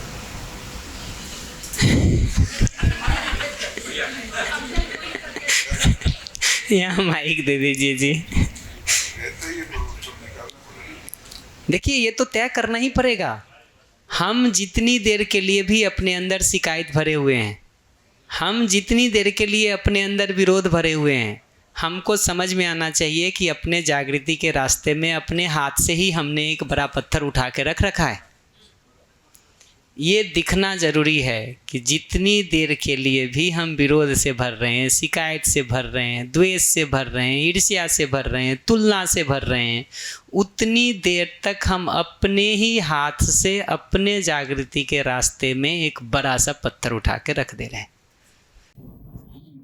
ये जो मूल्य है, जो उसका जो क्रम है, वो क्रम में अध्ययन बिंदु में अलग से दिया है, तो उसका कृतज्ञता, गौरव, श्रद्धा, प्रेम, फिर उसके बाद विश्वास, वात्सल्य, ममता और सम्मान और स्नेह से क्रम दिया हुआ है जी। तो और कई जगह पे थोड़ा अलग क्रम दिखता है, तो उसका कुछ कैसे? अभ्यास दर्शन पुस्तक में भी वो क्रम है, कृतज्ञता, गौरव, श्रद्धा, प्रेम का, दीक्षा संस्कार के अंतर्गत। तो कभी अभ्यास दर्शन के किसी सेशन में मिलेंगे तो उस पर बात कर लेंगे। अभी तो मैं इतना ही कहूँगा, वो आप आइसक्रीम हाथ लेके, अगर बच्चा पूछे ना ऐसा आइसक्रीम हाथ लेके पूछे, पापा इधर से चाटें कि उधर से चाटें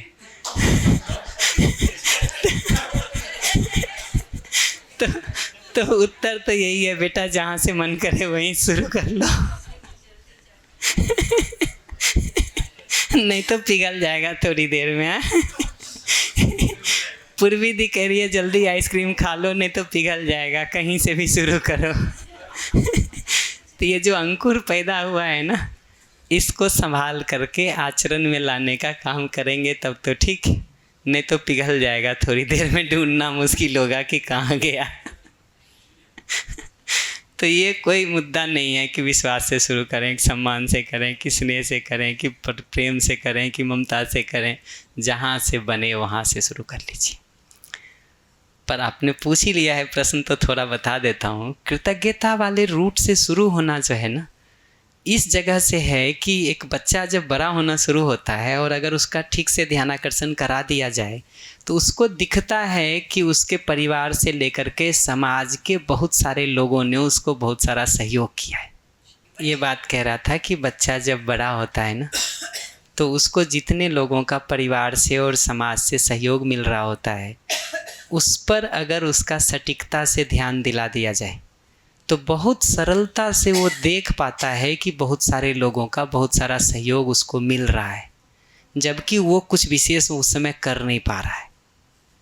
इस मिलने वाले सहयोग को देखने के आधार पर जो सबसे पहले भाव पैदा होता है वो कृतज्ञता है। जो कहा ना, परस्पर पूरकता के क्रम में दूसरे से प्राप्त सहायता की स्वीकृति। अभी हम बड़े लोगों के साथ प्रॉब्लम ये हो गई है कि हम इतनी शिकायतों से भरे हुए हैं दूसरे के लिए, इतनी लंबी लिस्ट हो गई है कि तुमने हमारी ज़िंदगी को नरक बना दिया है, कि वहाँ से शुरू करना मुश्किल हो जाता है। कई सारे बिंदुओं पर पहले बात करनी पड़ती है, तो धीरे धीरे जाके किसी दिन वो सहयोग भी दिखाई देना शुरू होता है। तो बच्चों की दृष्टि से देखिएगा तो क्रम बहुत अच्छा है। वो कृतज्ञता से शुरू करके गौरव, श्रद्धा से होते हुए प्रेम में चले जाएं, फिर प्रेम की अभिव्यक्ति के रूप में बाकी सभी भावों को जीने के क्रम में फैलाते रहते हैं। श्रेष्ठता का जो पूरा क्रम है, यहाँ से चले गए कृतज्ञता, गौरव, श्रद्धा से होते हुए प्रेम, और फिर प्रेम को जीने के क्रम में बाकी सभी मूल्यों को फैलाने का काम करते हैं। ये तो श्रेष्ठता के प्रति आ ही जाएगा, स्वाभाविक रूप से कृतज्ञता आएगी, फिर गौरव आएगा, फिर श्रद्धा आएगी, फिर ये प्रेरणा ग्रहण करके वैसा हो जाएगा तो सहअस्तित्व में अनुभूत होने के आधार पर जो प्रेमानुभूति है वो प्रकारांतर से प्रमाणित होने के क्रम में अलग अलग भावों के रूप में फैलती है। वो क्रम वो है, पर विस्तृत विवरण वहाँ करेंगे। एक हाँ जी हाँ, मतलब हमने तो इसको इस रूप में रखा है कि प्रेम जो मूलभूत मुद्दा है उसको एक बार ध्यान में आ जाए, उसके तहत ये विश्वास, सम्मान, स्नेह, तीन भाव का अभ्यास बहुत फंडामेंटल हो जाता है किसी भी संबंध के लिए। किसी भी संबंध के लिए बहुत फंडामेंटल हो जाता है। इसलिए मैं अगर अपनी जगह से देखता हूँ तो ये अभ्यास का मूल आधार बनता है। हमने इसको स्नेह से शुरू किया था, विश्वास और सम्मान उसमें समाहित है, समाहित। फिर सहयोग, दूसरों को सहयोग करने के अर्थ में ममता, वात्सल्य, जहाँ सहयोग मिल रहा है उस अर्थ में कृतज्ञता, गौरव, श्रद्धा।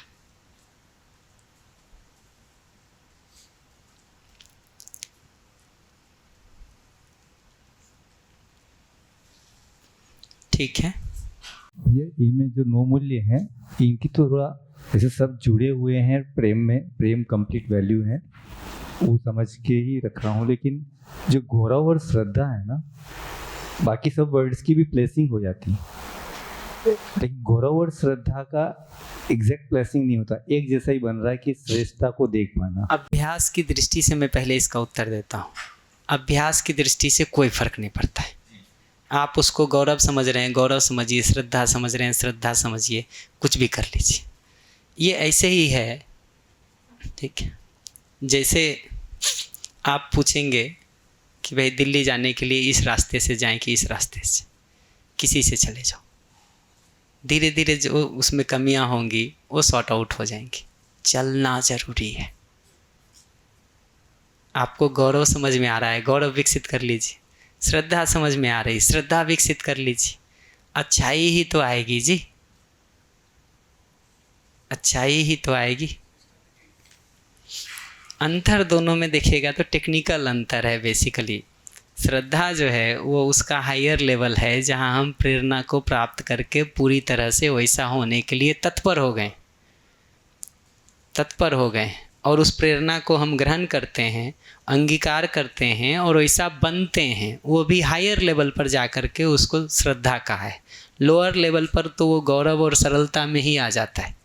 बट सरलता में प्रधान मुद्दा अपने अहंकार से मुक्त होने पे है, जबकि श्रद्धा में प्रधान मुद्दा दूसरे की प्रेरणा को पूरी तरह से स्वीकार करके उस अर्थ में अपनी ऊर्जा को नियोजित करने में है।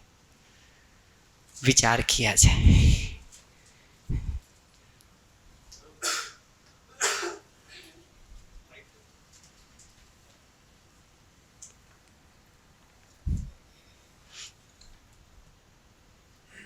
भैया मैं जैसे समझा हूँ, मेरी पढ़ने की बेसिकली डिजाइन वो लीनियर वाली थी, ये पढ़े ये पढ़े ये पढ़े ये पढ़े। तो इनिशियली स्ट्रगल किया, लेकिन पिछले 4 सत्र के बाद अरस परस एक दूसरे का कनेक्शन है ही है। हम एक प्रेम को पकड़ते हैं तो कहीं ना कहीं कृतज्ञता भाव इधर उधर होके आ ही जाता है, ऐसा मेरा मानना है। तो मैं सही देख रहा हूँ और चल रहा हूँ जी। वो जो कहा था ना, सभी सुसंस्कार एक दूसरे से जुड़े हुए हैं, सभी कुसंस्कार एक दूसरे से जुड़े हुए हैं। एक सुसंस्कार पर ठीक से काम करना शुरू करिए, सारे आ जाएंगे आप में। एक कुसंस्कार को मन बना लीजिए कि इसको छोड़ेंगे नहीं, पकड़ के ही रखेंगे, धीरे धीरे सब आ जाएंगे आप में। तो बीजापुर से स्टार्ट हुआ था, उधर तक आ गए।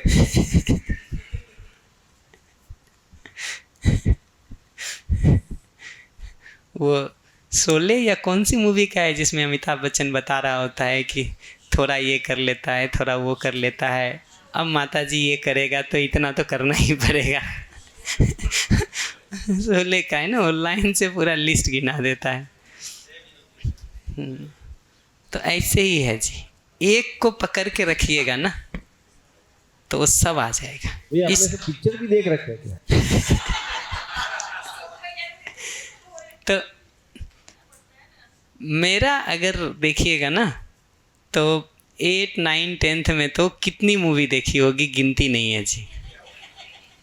छुट्टियों के दौरान, बाकी तो छुट्टियां होती नहीं थी। इवन IIT कानपुर में रहते हुए भी वहाँ का जो DC है उसमें बहुत सारी मूवी देखी है जी। अभी भी मेरा PhD ग्रुप जब कभी मिलता है तो पकड़ के कहीं मूवी दिखाने लेके जा सकता है, ये पॉसिबल है। बट छूट गया धीरे धीरे।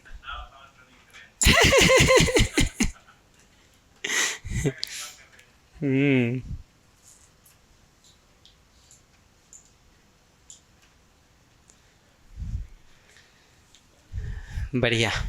एक प्रश्न जो पारस भाई जी का था ना, मैं उसको रिस्पॉन्ड कर देता हूँ। कोई और मुद्दा तो नहीं ना इसके संदर्भ में? हम न्याय की चर्चा को यहाँ पूरा मान लेंगे, इसलिए हम पूछ रहे बार बार रुक करके।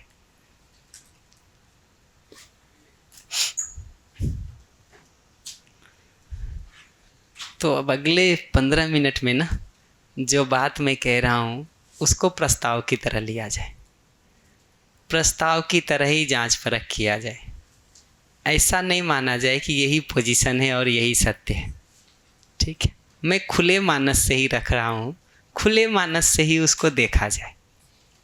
मेरा कोई दावा नहीं है कि जो जैसा मैं कह रहा हूँ वही सत्य है। ये पहले क्लियर हो जाने की ज़रूरत है।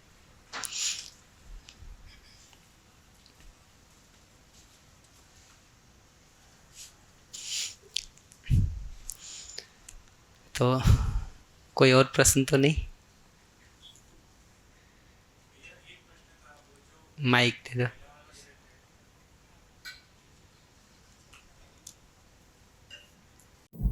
जो संबंध होने और रहने के रूप में, जैसे हर एक संबंध में विश्वास, सम्मान और स्नेह ये तो चाहिए ना, तो संबंध होने के अर्थ में ये 3 मूल्य है। और फिर जब हम लोग भागीदारी करते तो उसमें ममता, वात्सल्य, गौरव, श्रद्धा और कृतज्ञता ये आता है। तो वो होने और रहने के रूप में इसको कर सकते हैं क्या डिवाइड?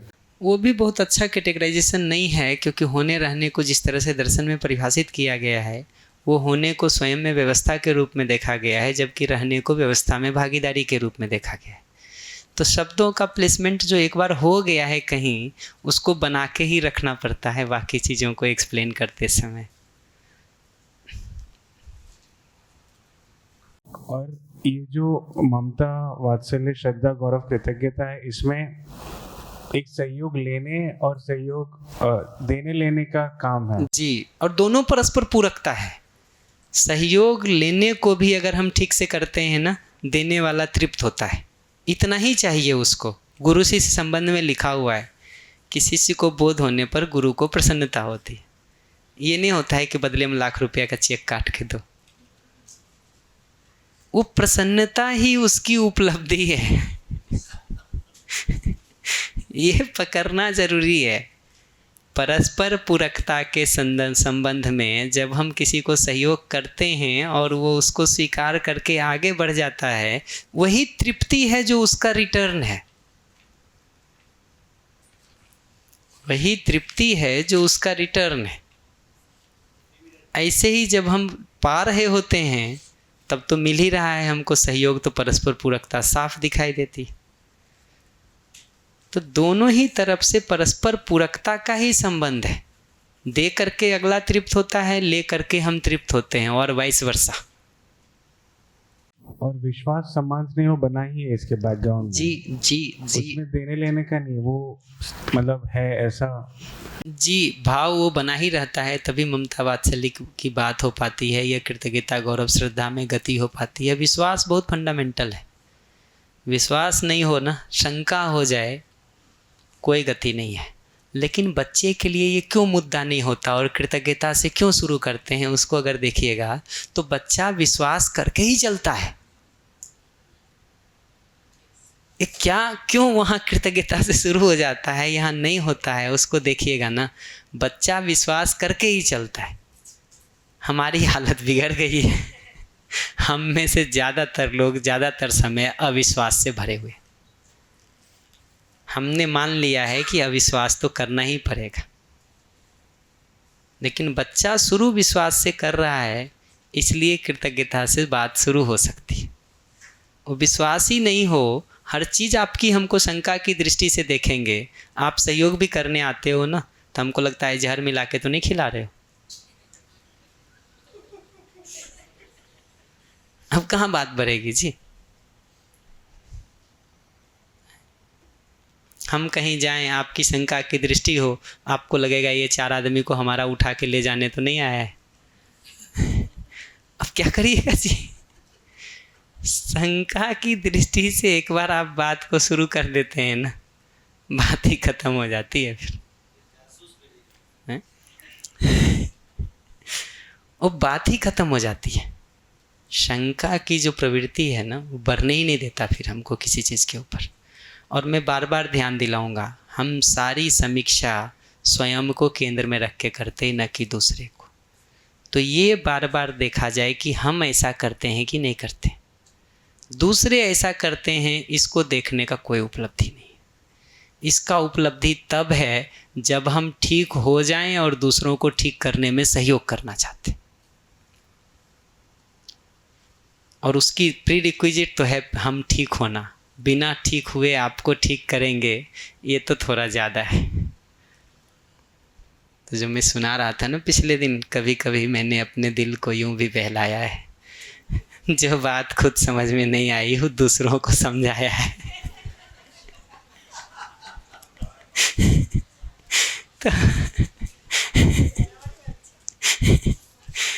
तो ऐसा चलता है जी फिर।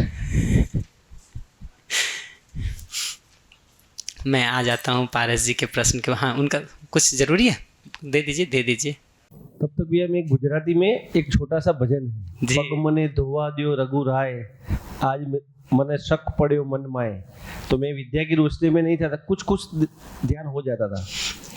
पग मतलब पैर आपके दोने दो, मेरे मन में डाउट आ गया। तो आपने जैसे ही बोला दूध पाक में एक बूंद भी जहर की हम डाल देते हैं तो दूध पाक नहीं रहता। नहीं, को पत्थर थी ना, तो उसको छुआ तो वो हो गई ना, ऐसा है ना। तो वो इसलिए बोल रहे हैं मेरे को पग धोने दो, ऐसा कुछ। अच्छा, हाँ, ऐसा ही कुछ केवल। अच्छा, हाँ, तो उसकी नाव कुछ बन जाएगी, ऐसा कुछ है। जो आपने समझाया ना अभी, वो विनोद है, ये विनोद है, उस पर अभी नहीं आता हूँ, आगे कभी बात करूँगा। हाँ, अभी गौरव और श्रद्धा में जो आपने बताया, तो गौरव से जो मुझे समझ आया, गौरव से मेरी तरफ काम होने लगता है, और जो अहंकार है वो पिघल करके सरलता की तरफ आने लगता है। और जैसे श्रद्धा का भाव है तो ऊपर से जो प्रेरणा वाला काम है वो शुरू होता है। ये डिफरेंस ठीक है। एक लेवल पर जो आप कह रहे हैं, मैं बहुत विस्तार अभी इसको नहीं करूँगा, बट मोटे तौर पर देखिएगा तो पहले अपना रोग ठीक होना ज़रूरी है आगे कुछ गति करने के लिए। और रोग लगा हुआ है तो गति क्या करेंगे जी। और शंका की प्रवृत्ति के साथ तो जिस चीज़ को देखते हैं वही बेकार दिखता है, वही बेकार दिखता है। आपके घर हम मिलने भी आए, आप शंका कर सकते हैं कि जासूसी करने आया है। अब इसका क्या इलाज है, इसका क्या इलाज है? शंका की दृष्टि से तो ना आए तो फिर दूसरी शंका होगी, आए तो एक तरह की होगी, नहीं आए तो दूसरी तरह की होगी। शंका की दृष्टि हमको ठीक देखने ही नहीं देती है। और स्वयं की समीक्षा को केंद्र में रख के करेंगे तो इन सब बातों का कोई मतलब है। दूसरे को केंद्र में रख के जितनी समीक्षा करेंगे सब व्यर्थ है, सब व्यर्थ है। देखिए, जितना भी डाउट आ रहा है ये सब या तो मतलब संस्कार की जगह पर कुसंस्कार है, या मूल में कुछ भ्रम है जो काम कर रहा है, काम कर रहा है। माइक जी, तकनीकी ने दोनों काम कर दिया है।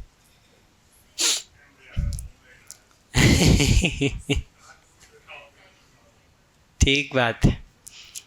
अब हम आ जाते पारस भाई जी के उस प्रश्न पर। तो जो मैं कह रहा था ना कि एक प्रस्ताव की तरह उसको लिया जाए, आराम से जांच परख करके देखा जाए, उसमें सहमति असहमति से अभ्यास पे कोई फ़र्क नहीं पड़ता है। ठीक है, आप सहमत होंगे तो भी यही अभ्यास है, आप नहीं सहमत होंगे तो भी यही अभ्यास है। ये पकड़ना ज़रूरी है ताकि उसका प्रभाव कहाँ तक जाए कहाँ तक ना जाए वो लिमिट पहचान लेना ज़रूरी है। मुझे जो समझ में आता है वो ये समझ में आता है कि अस्तित्व के सहअस्तित्व पूर्वक होने के आधार पर व्यापक और प्रकृति इन दोनों के अलग होने का कोई प्रावधान नहीं है। इसलिए हम जब भी देखने जाते हैं तो व्यापक और इकाई एक दूसरे से साथ साथ जुड़ी हुई ही दिखाई देती है। ठीक है, इस जुड़ाव के अलग होने का अस्तित्व में कोई प्रावधान ही नहीं है। तो हम उसी जुड़ाव को देख करके इकाई की तरफ से क्या हो रहा है और व्यापक की तरफ से क्या हो रहा है इसको देखने का काम करते हैं। बट मूल में वो जुड़ाव बना ही रहता है। ऐसी स्थिति कभी नहीं होती कि हम अलग से व्यापक को देख लें या अलग से इकाई को देख लें, क्योंकि व्यापक को देखने वाला हमेशा इकाई है। इकाई है, कौन देखेगा? तो व्यापक और प्रकृति का ये जो सहअस्तित्व बना हुआ है, देखने की मूल वस्तु तो यही है। इसी को जब हम एक तरफ से देखते हैं तो इकाई की भूमिका समझ में आती है, भागीदारी समझ में आती है। दूसरी तरफ से देखते हैं तो व्यापक की महिमा समझ में आती है। मैं एकदम टेक्निकल टर्म प्रयोग कर रहा हूँ, महिमा समझ में आती है। तो एक तरफ से इकाई की भूमिका समझ में आती है, दूसरी तरफ से व्यापक की महिमा समझ में आती है। तो ये जो सहअस्तित्व में रहते हुए इकाई में जो हम क्रियाशीलता देखते हैं या ऊर्जा संपन्नता देखते हैं, और मैं सटीक शब्द दे दूं, जो ऊर्जा संपन्नता देखते हैं, वो ऊर्जा संपन्नता को जब इकाई की तरफ से देखते हैं तो इकाई ऊर्जा संपन्न है, ऐसा भाषा बनता है। ये ऊर्जा संपन्नता जो इकाई में दिख रही है उसको व्यापक की तरफ से देखते हैं तो व्यापक वस्तु ऊर्जा है, ये समझ में आता है। लेकिन ऑब्जर्वेशन क्या हो रहा है उसको अगर आप देखेंगे तो व्यापक और प्रकृति के सहअस्तित्व में ऊर्जा संपन्नता ऑब्जर्व हो रही है, जिसको इकाई की तरफ से देखते हैं तो इकाई ऊर्जा संपन्न है, व्यापक की तरफ से देखते हैं तो व्यापक ऊर्जा है। ऐसे ही मानव जब इसमें अनुभूत होता है तो उसको इकाई की तरफ से, मानव की तरफ से देखेंगे तो मानव ज्ञान संपन्न है, इकाई की तरफ से देखेंगे तो मानव ज्ञान संपन्न है, व्यापक की तरफ से देखेंगे तो व्यापक ज्ञान है, और अगर मैं उसको थोड़ी परंपरागत भाषा को प्रयोग करूं तो व्यापक ज्ञान स्वरूप है। मध्यस्थ दर्शन कहें तो व्यापक ज्ञान है। ठीक है, आप पढ़ेंगे तो बहुत क्लियरली ये बात मिलेगा। ऐसे ही आप देखिएगा ना तो एक एक जगहों पर ये देखा जा सकता है, देखा जा सकता है कि इधर से क्या है, इधर से क्या है। ठीक है, तो जो परिचय शिविर में भी हम लोग एक्सप्लेन करते हैं कि इस सहअस्तित्व में देखिएगा तो इकाई नियंत्रित है, व्यापक में नियंत्रण उपलब्ध है। इकाई परस्परता में संबंध को पहचानती है, निर्वाह करती है, व्यापक पारदर्शी है। ऑब्जर्वेशन जो सारा हो रहा है वो तो सहअस्तित्व में हो रहा है, सहअस्तित्व से अन्यथा ऑब्जर्वेशन की संभावना ही नहीं है, क्योंकि ऑब्जर्वर प्रकृति है। ऑब्जर्व करने वाला प्रकृति का एक अंश है, विकसित अंश है, जिसको ज्ञान अवस्था कह रहे हैं, मानव कह रहे हैं। तो ये जो ऑब्जर्वेशन सहअस्तित्व का होता है वो सहअस्तित्व को इकाई की तरफ से देखते हैं कि व्यापक की तरफ से देखते हैं, ये मुद्दा है। इनफैक्ट जीवन क्रिया में भी देखेंगे ना तो सहअस्तित्व को जब इकाई की तरफ से देखते हैं तो बोध है, और सहअस्तित्व को जब व्यापक की तरफ से देखते हैं तो अनुभव है। इसलिए आपको दर्शन में सहअस्तित्व में अनुभव भी दिखाई देगा, सहअस्तित्व का बोध भी दिखाई देगा। पूरे वांग्मय को पलट के देखिए, बहुत सारी जगहों पर सहअस्तित्व बोध मिलेगा, सहअस्तित्व में अनुभव मिलेगा। ये जो मूलभूत सच्चाई है सहअस्तित्व, उसको इकाई की तरफ से जब देखते हैं तो बोध है, व्यापक की तरफ से जब देखते हैं तो अनुभव है। तो किस तरफ हम टिल्टेड हैं, किस तरफ से हमारी दृष्टि है, वो मूलभूत मुद्दा है। व्यापक की तरफ से दृष्टि होने का एडवांटेज ये होता है, उसका महिमा ये होता है, व्यापक के मध्यस्थ होने के आधार पर मध्यस्थता हम में पूरी तरह से स्थिर होती है। इकाई की तरफ से जब तक हम देख रहे होते हैं, विषम से मुक्ति होने के बावजूद भी कहीं ना कहीं सम में हमारा जुड़ाव होता है। ये जो सम से मध्यस्थ में गति होने की बात है, उसके लिए बोध से अनुभव में शिफ्ट होने की आवश्यकता दिखाई देती है। बुद्धि सम क्रिया है, आत्मा मध्यस्थ क्रिया है। ये मौलिक जगह पे अगर हमसे पूछेंगे तो ऐसा हमको दिखाई देता, ऐसा मेरा अनुमान बनता है। यहाँ मैं दिखने को अनुमान की जगह से कह रहा हूँ, न कि अनुभव की जगह से। ये मौलिकता को पकड़ना जरूरी है। ऐसे ही जब देखेंगे ना इकाई को, क्रिया को जब नियम के साथ देखते हैं ना, तो क्रिया और नियम अविभाज्य है। इकाई की तरफ से देखेंगे इसको तो क्रिया है, व्यापक की तरफ से देखेंगे तो नियम है, क्योंकि क्रिया नियम में नियंत्रित है। से प्रयोग करना चाहते हैं तो आप कर लीजिए, नियम से नियंत्रित, बट मैं तो कहूँगा नियम में नियंत्रित है। ठीक है, तो इकाई नियंत्रित है, वहाँ क्रिया है। व्यापक में जो नियंत्रण उपलब्ध है वही नियम के रूप में। मानव में जब इसको देखने जाएंगे तो ये दिखता है कि मानव मानव की परस्परता में ये जितनी भी क्रियाएं हो रही हैं, जीवन में जितने भी भाव हो रहे हैं, क्रियाएं हो रही हैं, ये सब सहअस्तित्व में घटित हो रहा है ना। उसको इकाई की तरफ से देखेंगे तो मानवीयतापूर्ण आचरण के 122 नाम आएंगे। ठीक है, 122 नाम आएंगे। उसमें विश्वास भी है, सम्मान भी है, स्नेह भी है, प्रेम भी है, ये सब है। व्यापक की तरफ से जब इसको नाम देने जाते हैं ना तो न्याय कह रहे हैं। यहाँ न्याय का मतलब है अस्तित्व के वो मूलभूत सिद्धांत जिसके आधार पर मानव मानव की परस्परता व्यवस्थित होती है।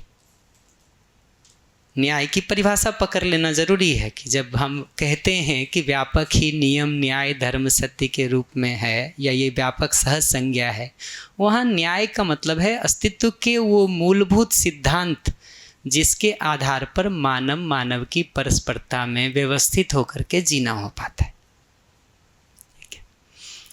तो इस दृष्टि से देखेंगे ना तो दर्शन को पढ़ते समय ये बारीकी पकड़ के रखना पड़ता है कि फिर कई शब्दों का प्रयोग दोनों साइड से होता है।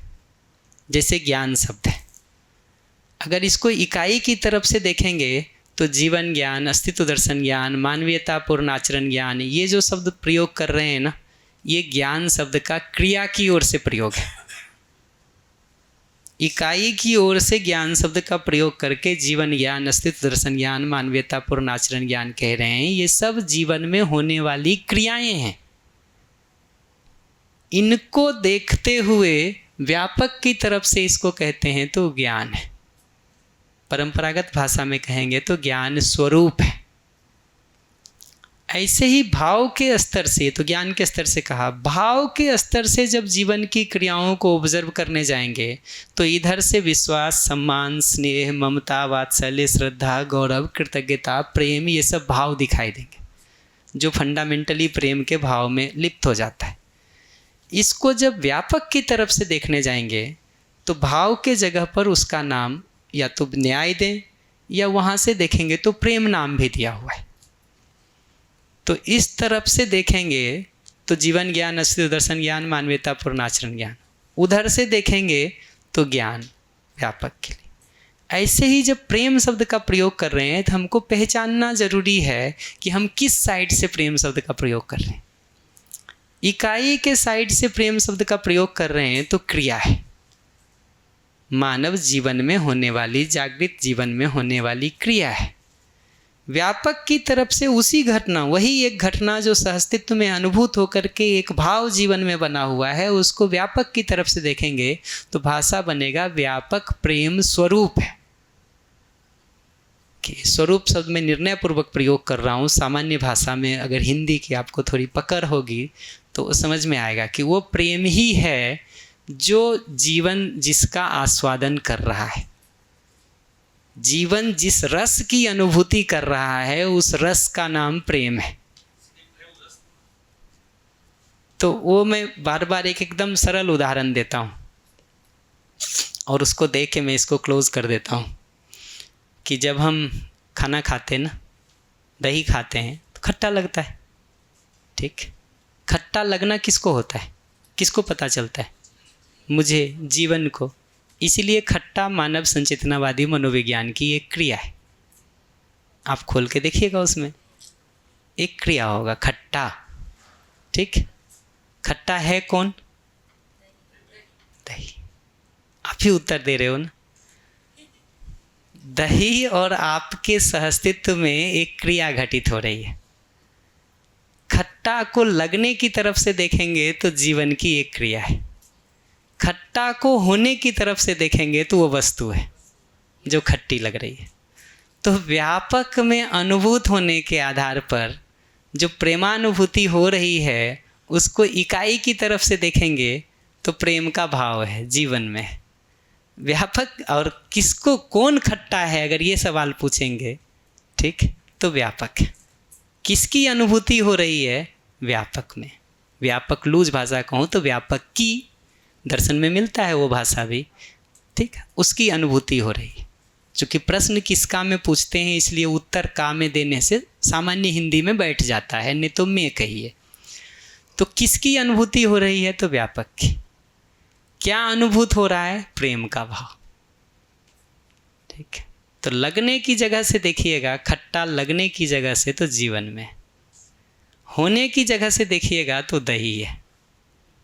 ये एक सामान्य सिमिली दे रहा हूँ मैं, उदाहरण दे रहा हूँ। हम सब प्रयोग करते हैं, दही खट्टा है। हम ये थोड़ी कहते हैं जीवन खट्टा है, जीवन को खट्टा लगता है। तो ये प्रेम का भाव जो महसूस होना है वो तो जीवन में है। प्रेम स्वयं क्या वस्तु है? व्यापक प्रेम स्वरूप है। विचार किया जाए इसमें कोई जी जी, मैं इस पर कोई भी प्रश्न लेने के मूड में नहीं हूँ। हाँ, ब्रेक हमको करना होगा और इसको विचार करने की वस्तु है। ये ध्यान दिया जाए, सोचा जाए, और ये आउट ऑफ कॉन्टेक्स्ट है अभ्यास के संदर्भ में। ठीक, नमस्ते जी सभी को।